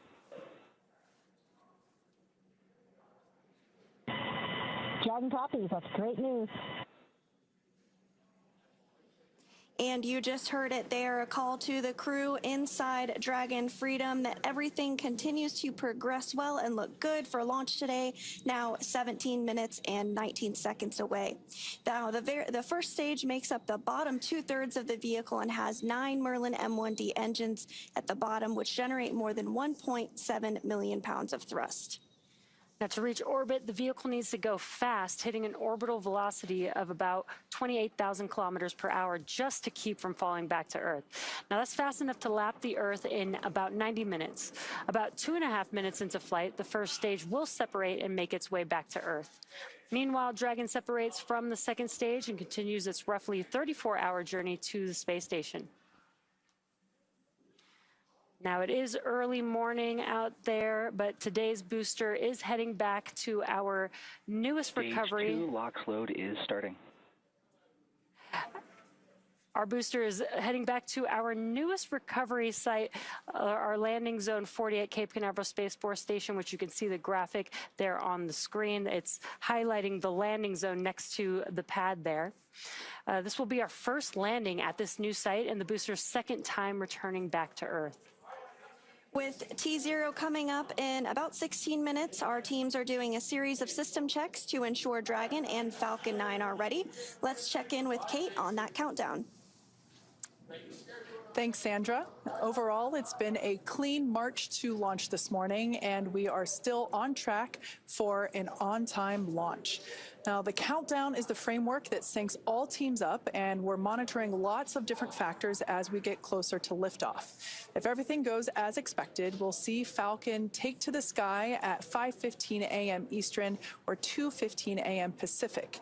And several minutes later, we'll see our very first Falcon 9 landing at LZ-40, our new landing zone located about 1,000 feet away from tonight's launch pad. Both Dragon and Falcon 9 continue to be healthy, and the teams continue to report no issues on either vehicle. Just moments there, we saw the crew sitting comfortably inside Dragon. Now, we wrapped up stage 2 RP loading at T-minus 20 minutes, and stage 2 liquid oxygen or LOX loading began just a couple minutes ago at T-minus 16 minutes and 30 seconds. Earlier, we heard the call out that the launch escape system was armed. That system is designed to propel Dragon away from Falcon 9 in the unlikely event of an emergency during launch. It simply provides a path to safety for the crew. The Eastern Range, which is monitoring keep-out zones among other key flight requirements, also continues to report no issues and are go to support today's launch. As for the weather, the thing we always monitor for our launches, we're tracking a 5% chance of launch weather constraints, otherwise known as 95% good for our target liftoff time. So all in all, we are go for launch this morning. So let's toss it back over to Anna for a status update from Houston. Hey, thanks, Kate. Back here in the International Space Station Flight Control Room at NASA's Johnson Space Center in Houston, Texas, teams continue to work around the clock to monitor activities aboard the orbital outpost.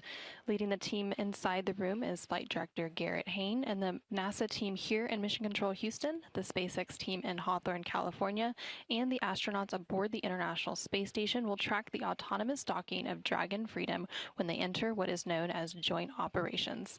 This will happen when the spacecraft enters what is known as the approach ellipsoid. The approach ellipsoid is an invisible boundary stretching 4 by 2 by 2 kilometers around the space station that helps us monitor all arriving and departing spacecraft. It is essentially the neighborhood of the space station. Once docked, crew members in both Dragon and aboard the space station will pressurize the area between the Dragon hatch and the space station hatch, known as the vestibule. They will then perform a series of leak checks and then work to open the hatches on both the space station and the Dragon. Once the hatches are open, Crew-12 will float into the station to begin their long-duration stay.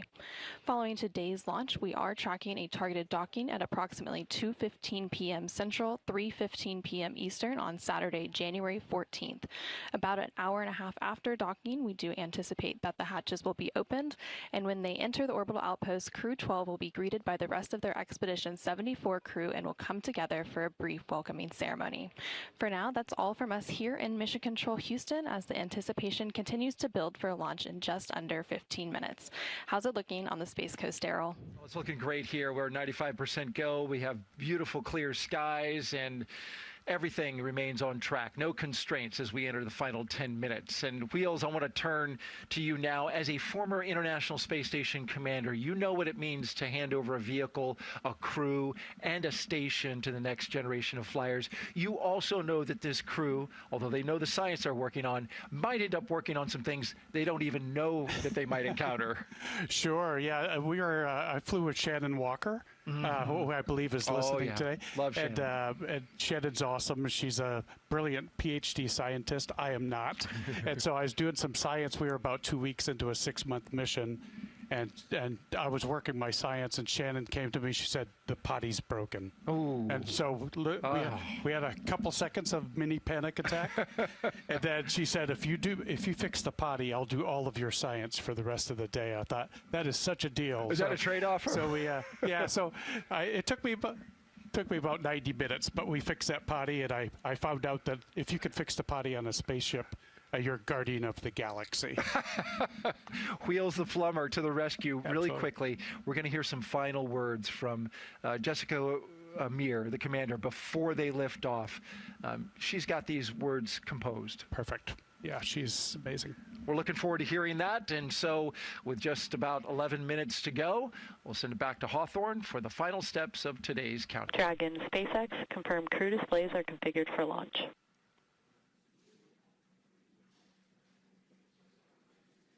Displays are configured for launch. We copy. From the entire SpaceX team, it's been a pleasure working together. Good luck and Godspeed, Crew-12. Enjoy the ride.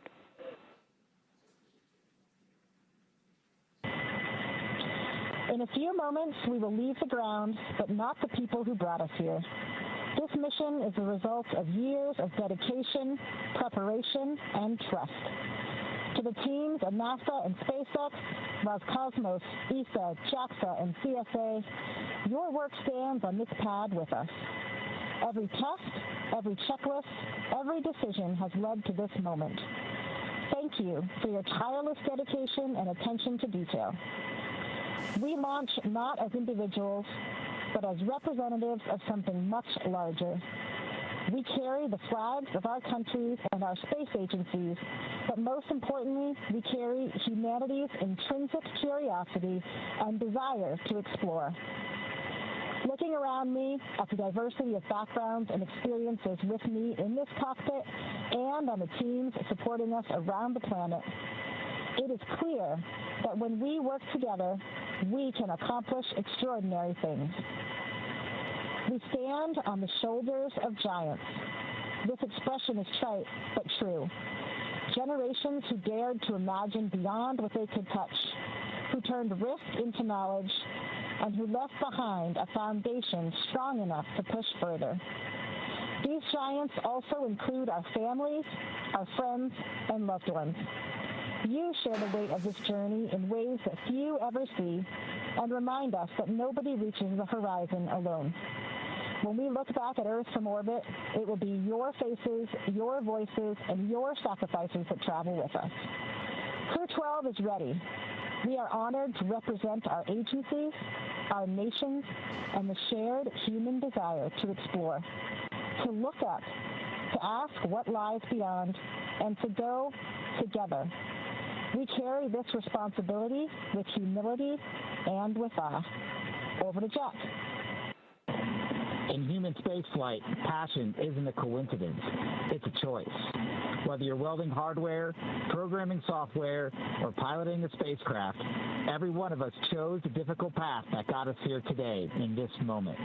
Interacting with such a dedicated team is the best part of my job, and I want to say a heartfelt thank you to the drive you bring to this program every single day. Over to Sophie. Thanks, Jack. As a compliment to what my crewmates said, I wanted to say how important international cooperation is. As humanity, we can achieve great things when nations are working together. The International Space Station is a good example of a huge international achievement that just celebrated 25 years of continuous presence. We, as humanity, can be proud of achieving this together. I'll hand it over to Andrey. So guys, engage. Поехали. Поехали. Поехали. Поехали.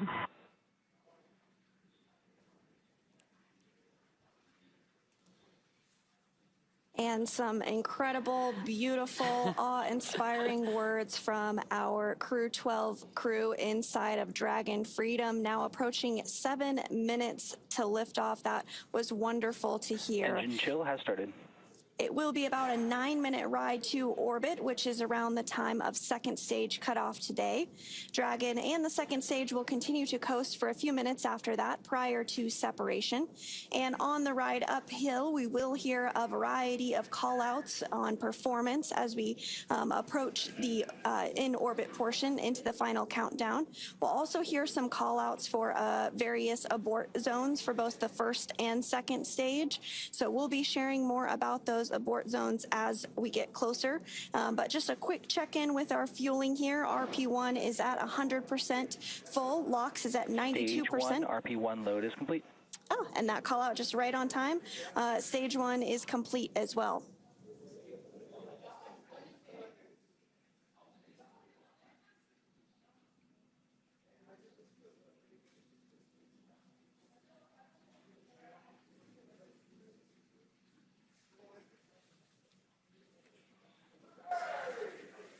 Yeah, the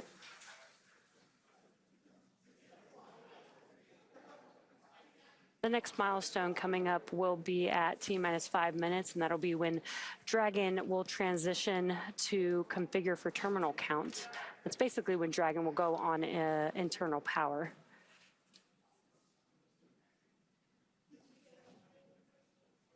And we're coming up on that milestone in about 30 seconds from now. And then following that milestone, we will begin to get ready for strong back or the transporter erector TE to recline away from the vehicle. And that'll begin just about 30 seconds after that T-minus 5 minute mark. Falcon 9 tanks will begin pressurizing for strong back retract. Dragon is in configure for terminal count. And there's that call out for Dragon configuring for terminal count, as well as we heard Falcon 9 propellant tanks pressurizing for that strong back retraction. So with the TE retraction, the clamp arms, which you can see on your screen, it's just below the Dragon vehicle there at the top of the second stage. Those will begin. Strong back retract has started. And now this process is going to begin. The clamp arms are going to open up. Once they are fully open, then the TE, which is that structure right next to the vehicle that you see on the right side, that'll begin to move slowly away from the vehicle.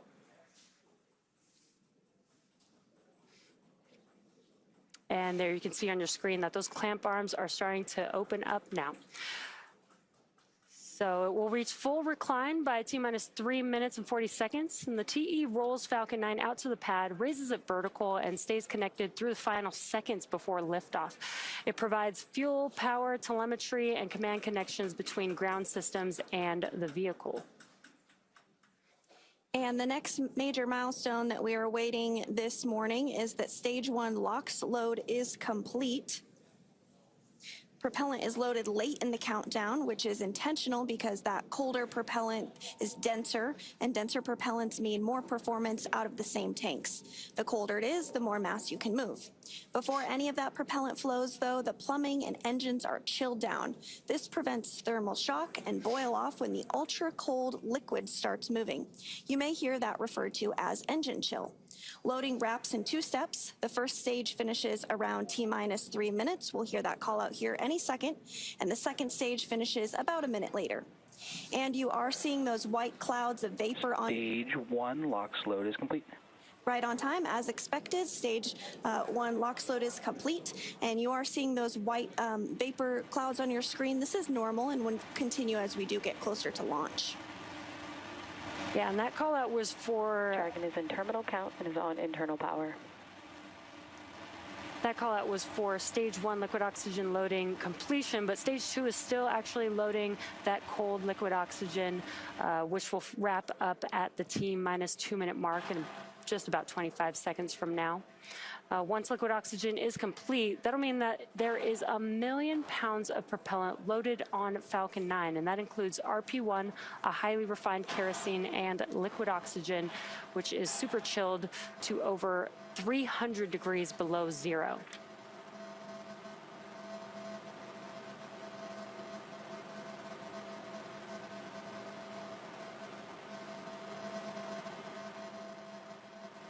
Stage 2 LOX load is complete. And great call out. Stage 2 liquid oxygen loading is complete. That means that Falcon 9 is fully loaded with propellants. Dragon is in auto idle. Now gas close. Gas closeouts will start in 5 seconds. Expect loud venting. Great. Gas closeout has also begun just now, so we're isolating all the feed lines for the different gas systems from the Falcon 9 rocket. Those gases will then get vented overboard through umbilicals and the strong back. And actually, if you listen closely, you can hear some of that venting from the vehicle. Obviously, rockets are very loud, and sound can impart pressure loads back on the rocket itself. A ton of water absorbs and prevents the sound from hitting the structure and reverberating back onto the vehicle. FTS is armed, and Falcon 9 is in startup. And great call Dragon out. is in countdown. Dragon's flight computer is now in countdown and configured for launch. Now less than 1 minute away from the launch of Crew-12. Dragon, SpaceX, go for launch. Great call out there. Go for launch. At the time of launch, space station. Dragon, we are go for launch. At the time of launch, space station will be flying 260 statute miles over the South Pacific Ocean east of New Zealand. SpaceX is go, Crew is go. Let's watch as Falcon 9 takes Crew-12 out into space.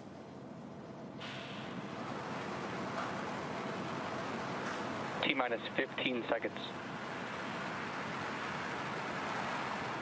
T-minus 10, 9, 8, 7, 6, 5, 4, 3, 2, 1, ignition, and liftoff. Go Falcon, go Dragon, and Godspeed Crew-12.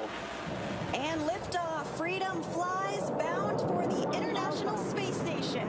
1.7 million pounds of thrust now propelling Falcon 9 and Crew-12. Vehicle is pitching downrange, and all 9 Merlin vehicles have lit. We're getting good call-outs on the first stage performance and propulsion so far.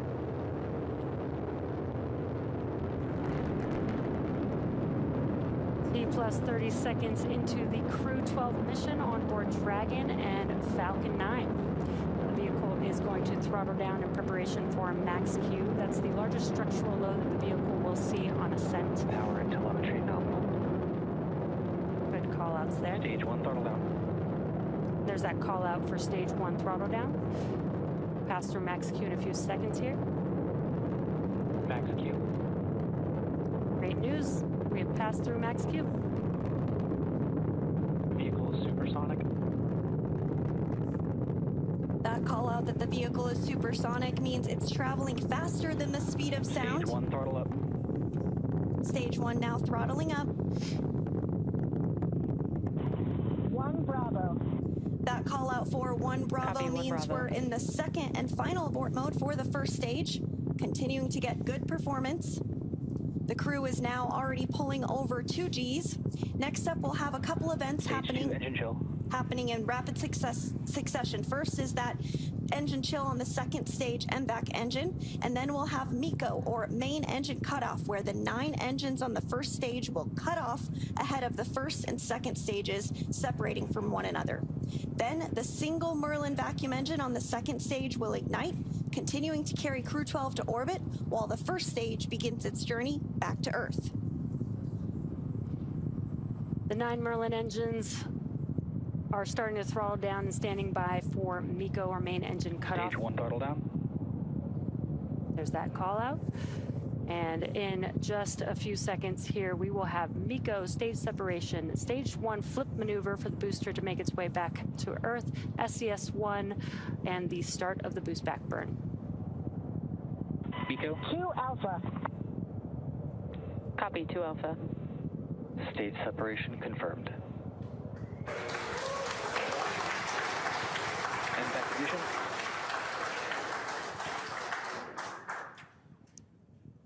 And incredible views. We've had MECO, stage separation. You can see that booster coming back down to Earth, and that MVAC engine has ignited, which you can see clearly there on your screen.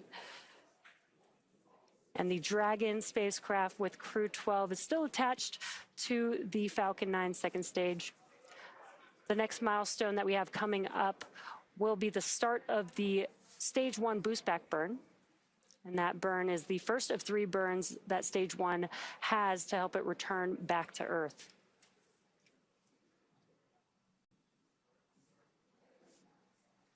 We are now 3 minutes and 30 seconds into today's flight of Crew-12. The second stage of the Lone Merlin engine has lit and continues to burn, as you can see on your screen. Stage 2 continues to be performing well with a good trajectory, and will continue firing until we reach about 8 minutes into today's flight. And we're getting our first Dragon, view. SpaceX, nominal trajectory. Getting good call-outs of the trajectory, as well as our first views of the crew inside Freedom. A few minutes remaining in this burn before a couple of these astronauts will experience weightlessness for the first time.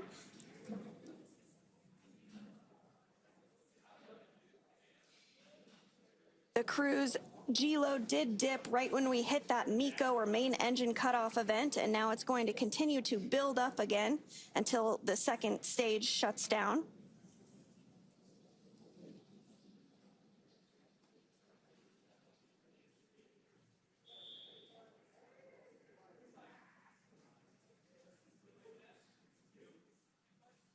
Everything's still continuing to go well. Now 4 minutes and 45 seconds into today's launch of Crew-12. Dragon, SpaceX, nominal trajectory. Second stage will continue to fire until close to 9 minutes into the flight, which will accelerate Dragon to more than 17,000 miles per hour and place our crew in orbit. This Merlin vacuum engine can produce over 220,000 pounds of thrust in the vacuum of space.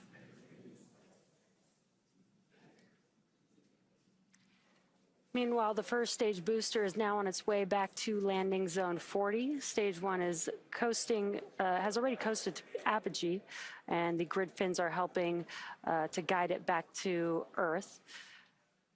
And we've already had the boost back burn, so the next event coming up will be the entry burn. That will be 3 of those 9 M1D engines reigniting, and that helps slow the vehicle down as it's re-entering the Earth's atmosphere. Once that entry burn concludes, we use the drag. SpaceX, nominal trajectory. We use the drag from the atmosphere to help slow the vehicle down until landing. Dragon copy. And that entry burn is coming up in just about 20 seconds from now. Falcon 9 does have a heat shield that is designed to protect the engines in the vehicle from that combined thermal and aerodynamic loading during max entry Q, which is the moment of max stress on the vehicle during entry. Stage 1 entry burn startup. And you've heard that call out. The entry burn has begun. Stage 1 entry burn shut down.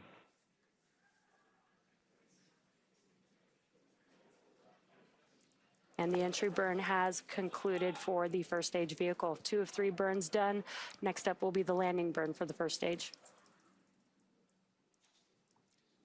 Dragon, SpaceX, nominal trajectory. And everything. Dragon copy. Everything continuing to be nominal. We're about 20 seconds away or so from that landing burn starting up on the first stage. It'll be a single center E9 engine that ignites. Stage 1 transonic. And helps slow the vehicle down just in time to touch down for landing at our newest landing zone 40.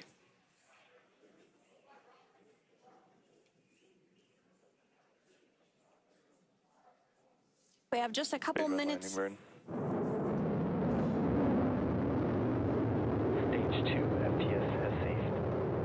landing burn has begun. Let's watch as Falcon 9 touches down.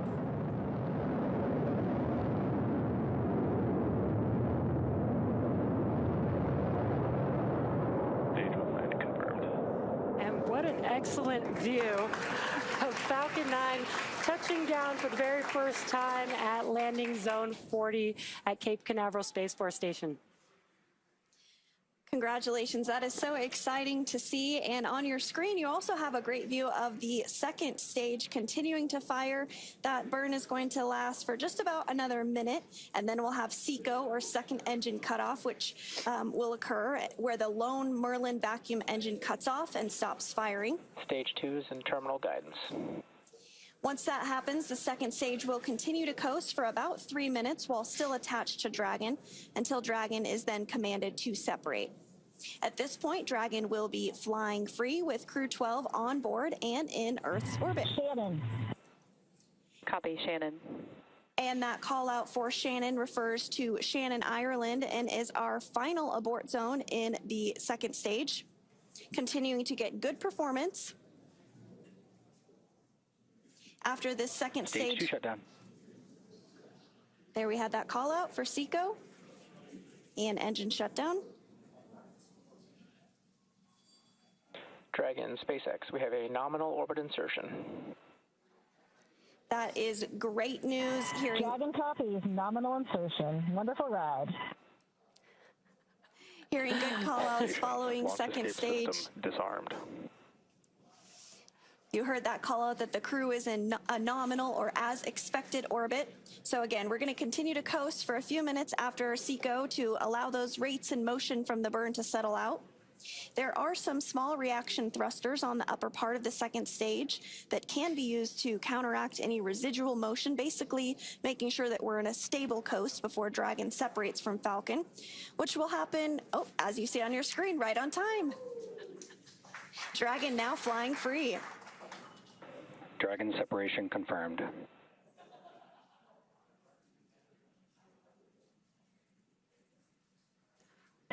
Dragon copies. What a great view with the Crew-12 crew on board Dragon Freedom separating from Falcon 9's second stage. Dragon Freedom, Chief Engineer, Jessica, Jack, Sophie, Andrey, welcome to orbit. On behalf of the entire Falcon team, we thank you for flying with Falcon 9. Dragon will take you from here. Over to our launch director for a few words. It turns out Friday the 13th is a very lucky day. Jessica, Jack, Sophie, Andrey, it's been a pleasure training with you and preparing for your flight. From the entire Falcon launch team, thank you, good luck, and Godspeed to the crew of Freedom.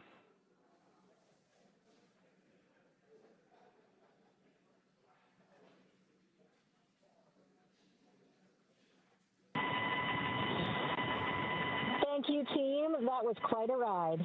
Thank you, SpaceX, Falcon 9, and NASA teams. We have left the Earth, but the Earth has not left us.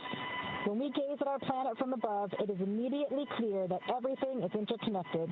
The vast oceans, the continuous land masses, and all that they contain. We are one humankind here on our shared home planet. This becomes self-evident as astronauts peering down from above, and is a sentiment that would serve us all well to remember back on the ground. We see the thin, tenuous band of an atmosphere solely responsible for supporting all life on this planet, and we know that it is utterly unique, fragile, and must be protected. To those supporting and watching our journey, please know that your spirit travels with us, stitched into the very fabric of all that we do. We hope that our arrival in space reminds all of you that dreams truly can become reality, given dedication, perseverance, and yes, a bit of luck along the way. Crew-12 is grateful and ready for the journey ahead. We're on our way. Andrey?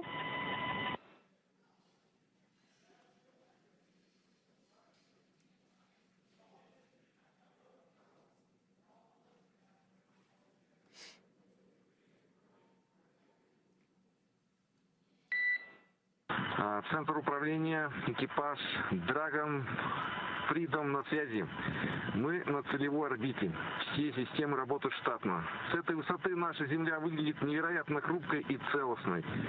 Здесь не видно границ, только тонкая голубая линия атмосферы, которая защищает все живое. Именно этот вид напоминает нам о главном. Мы одна команда на одном корабле планете Земля.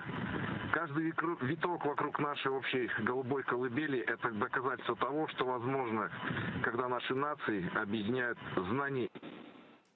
Сегодня наш экипаж и эта станция – это результат работы тысяч специалистов из разных стран.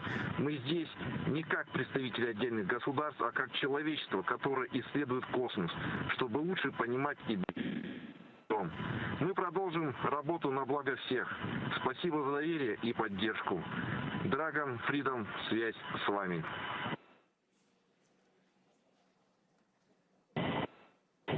Thanks to the flight control, engineering, manufacturing, and ground support teams around the world. Successful launches of humans to orbit is a testament to your technical mastery and relentless precision in this unforgiving environment. We fly with confidence because we know that the finest minds on Earth are watching our backs. And I'll pass it over to Sophie. Thanks, Jack. For Crew-12, this is our first orbit. For humanity, it's just one small moment in the vast journey of exploring our world and beyond. From up here, we're reminded that we're all connected. Take care of one another, dream big together, and keep reaching higher. That's how humanity moves forward and how we make each other proud.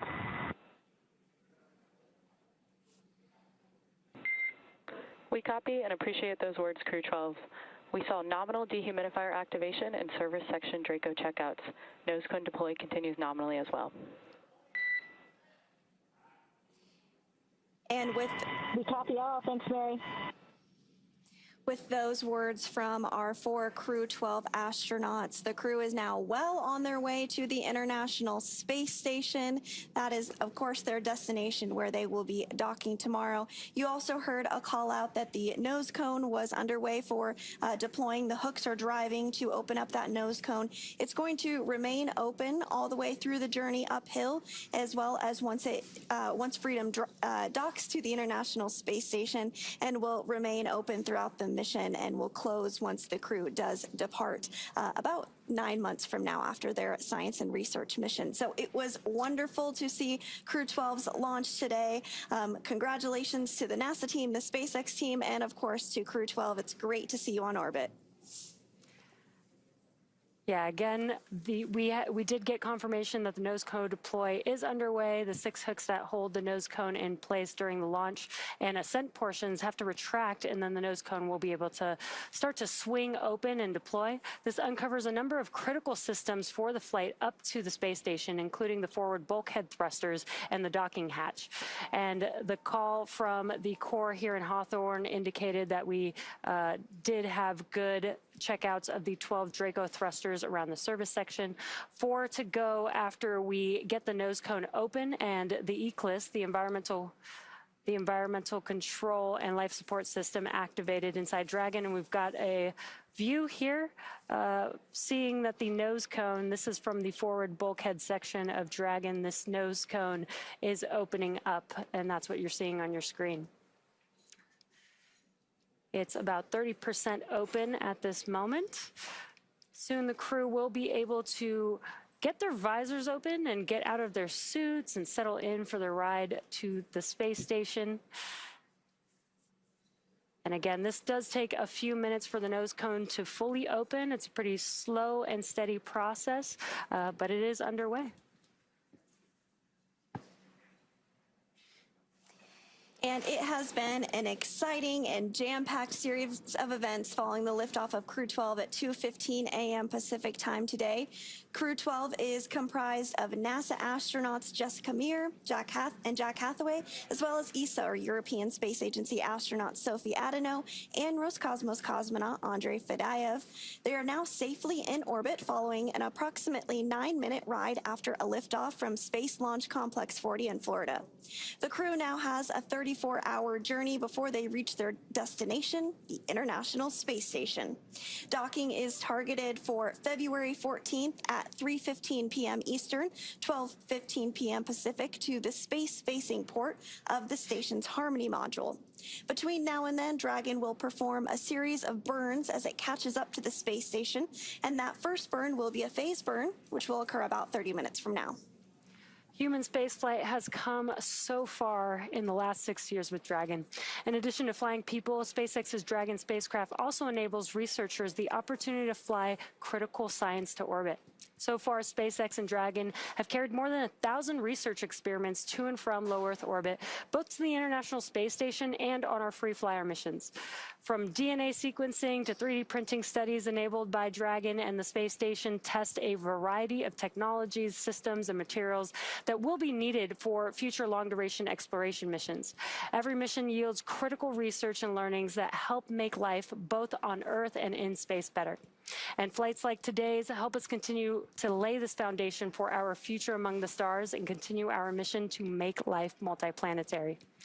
Now, we'll be signing off from SpaceX for now, so we're going to send it back over to Kennedy Space Center. But before we go, we want to thank NASA for entrusting us with today's mission and thank all of you for being with us today.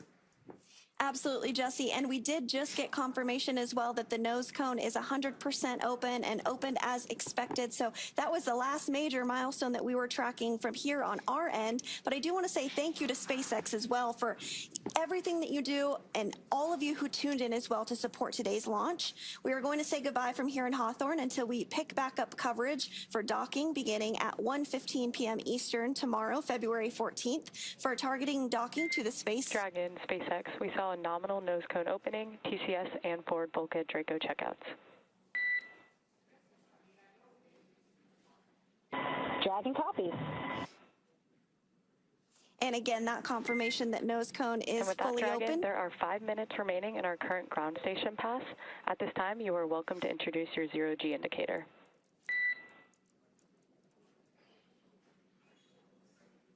Our microgravity indicator consists of 4 satellites orbiting a crocheted Earth, all handmade elements by Jack Stoddard and my childhood best friend.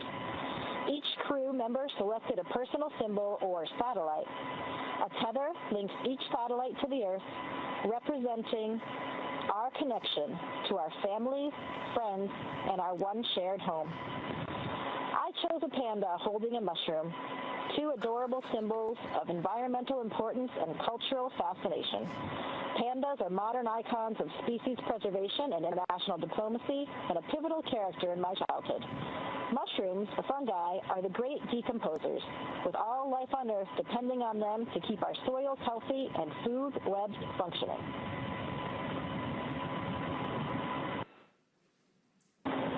I chose a moon that my daughter hand crocheted.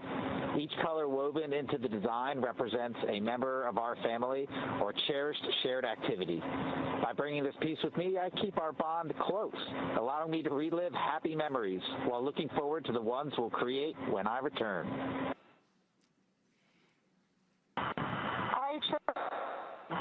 Bananas are the world's most common fruit, ordinary fruit shared by billions of people across every continent. Yet, on orbit, fresh fruit is rare, so I wanted a playful reminder of kitchens and homes, a familiar piece of Earth drifting weightless with us. Я выбрал свою часть, потому что именно эта штуковина напоминает мне об одном из художественных фильмов времен еще Советского Союза, который я смотрел в детстве. И я на самом деле предлагаю попробовать вам угадать, что это за фильм. Буду рад где-нибудь от вас это услышать. We present to you Planet Gaia and her moons, floating here in Crew-12's Dragon. And with that, we had again... We copy Dragon, and with that, I can let you know that we had nominal GNC checkouts. Our next burn is our phasing burn per your forward view. Dragon copies will be monitoring. a little bit of a description about the Crew-12 zero-G indicator that they selected called Planet Gaia. They each shared some great words about what they contributed as part of that zero-G indicator to let them know that they are officially in the microgravity environment of space. So that was so cool to hear what they each had to say and how they are bringing a piece of Earth back with them and something that's meaningful to them. So Crew-12 is successfully in orbit, and we are targeting a docking tomorrow on the space-facing port of the Harmony module at 3:15 p.m. Eastern. So for now, thank you for joining us here in Hawthorne. We're going to toss it back over to Daryl and Doug at the Kennedy Space Center to wrap up today's coverage. Welcome back to the Kennedy Space Center in Florida. I'm Daryl Nail here with ESA astronaut Claudia Agnure. So good to have you here. Thank you for doing this interview post-flight. The significance of Claudia being here is tremendous. You were the inspiration for ESA astronaut Sophie Adenot, who at age 14 watched you fly as the first French woman to go into space back in 1996. That inspired her on her journey when she said something clicked and she knew she wanted to be an astronaut. You just witnessed your protege take that inspiration from you and fly into space. And I'm wondering what you felt, what you experienced in that moment. I'm really pleased to be with you. I thought it would have been a quiet joy with pride for Sophie, but it was so hugely emotional to see her with this successful launch. Now, I'm really happy because I know that sometimes girls or boys need some turning point in order to make their dream come alive. And if I have been this one for Sophie, to see today the brightness of the past, that's wonderful. Incredible. And she shared, Sophie did, during her press conference, that you wrote her a letter before she went to go on this launch. Would you share some of the words that that you gave, that you hand wrote to her? No, the letter was for Sophie. Okay, understood. Maybe she has a letter in her pocket. It was not advices, because I think everyone has his own path to come with a dream. It was mainly experiences, lessons learned, in order to say, don't forget that, or be careful with, and the flight will be long, so take everything for you and enjoy. Great advice, great advice. As this mission unfolds, and it will be a long one, up to 8 months, how will you be experiencing or keeping track of this mission as she does the science and does the work that she's going to do aboard the ISS? I'm hugely grateful to the teams that support the experiment and all the work on board. I do remember 30 years when I flew with a Soyuz on the Meir station, who had almost no communication with the ground, but now there is 99% of communication with real-time transfer of data, and it will be possible for her to be close to the family, close to the friends, and close to the teams for the experiments. So we will have some way to discuss and to exchange. If you had any words that you could say to her now after watching her take off into space, what would you say? Godspeed, but it's already done. Say enjoy. Say maybe to the crew that they will meet on board a big hello, because that's international collaboration and cooperation. This is wonderful. And then be careful with your program, scientific program, because you are here for that. And enjoy, and please share with us. We need that transmission for inspiration for the younger generation. What you did for her, she can help pay it forward to the next generation. Brilliant. And as it was on the license plate on her vehicle, bon vol. Right. Have a good flight. I don't know if I said it right. Have a good flight. Bon vol. Have a good flight. Yeah. Claudia Agnure, ESA astronaut and first woman from the country of France to go into space. Thank you so much for being here and sharing your thoughts on the second woman to go to space. Thank you. Thank you very much. Okay, we're going to turn our attention now to the International Space Station, where Crew-12 will join Expedition 74 and head over to NASA's Stephen Sisloff, who's joined by International Space Station Program Chief Scientist Jennifer Buckley. Stephen? Thank you, Daryl. We are here with another inspiring person. This is Jennifer Buckley, the Chief Scientist for the International Space Station Program. And Jennifer, the crew that's going up there on Crew-12, they're going to perform dozens of experiments during this long-duration mission. One of them is turning potable water into IV fluid. How does that help future explorers?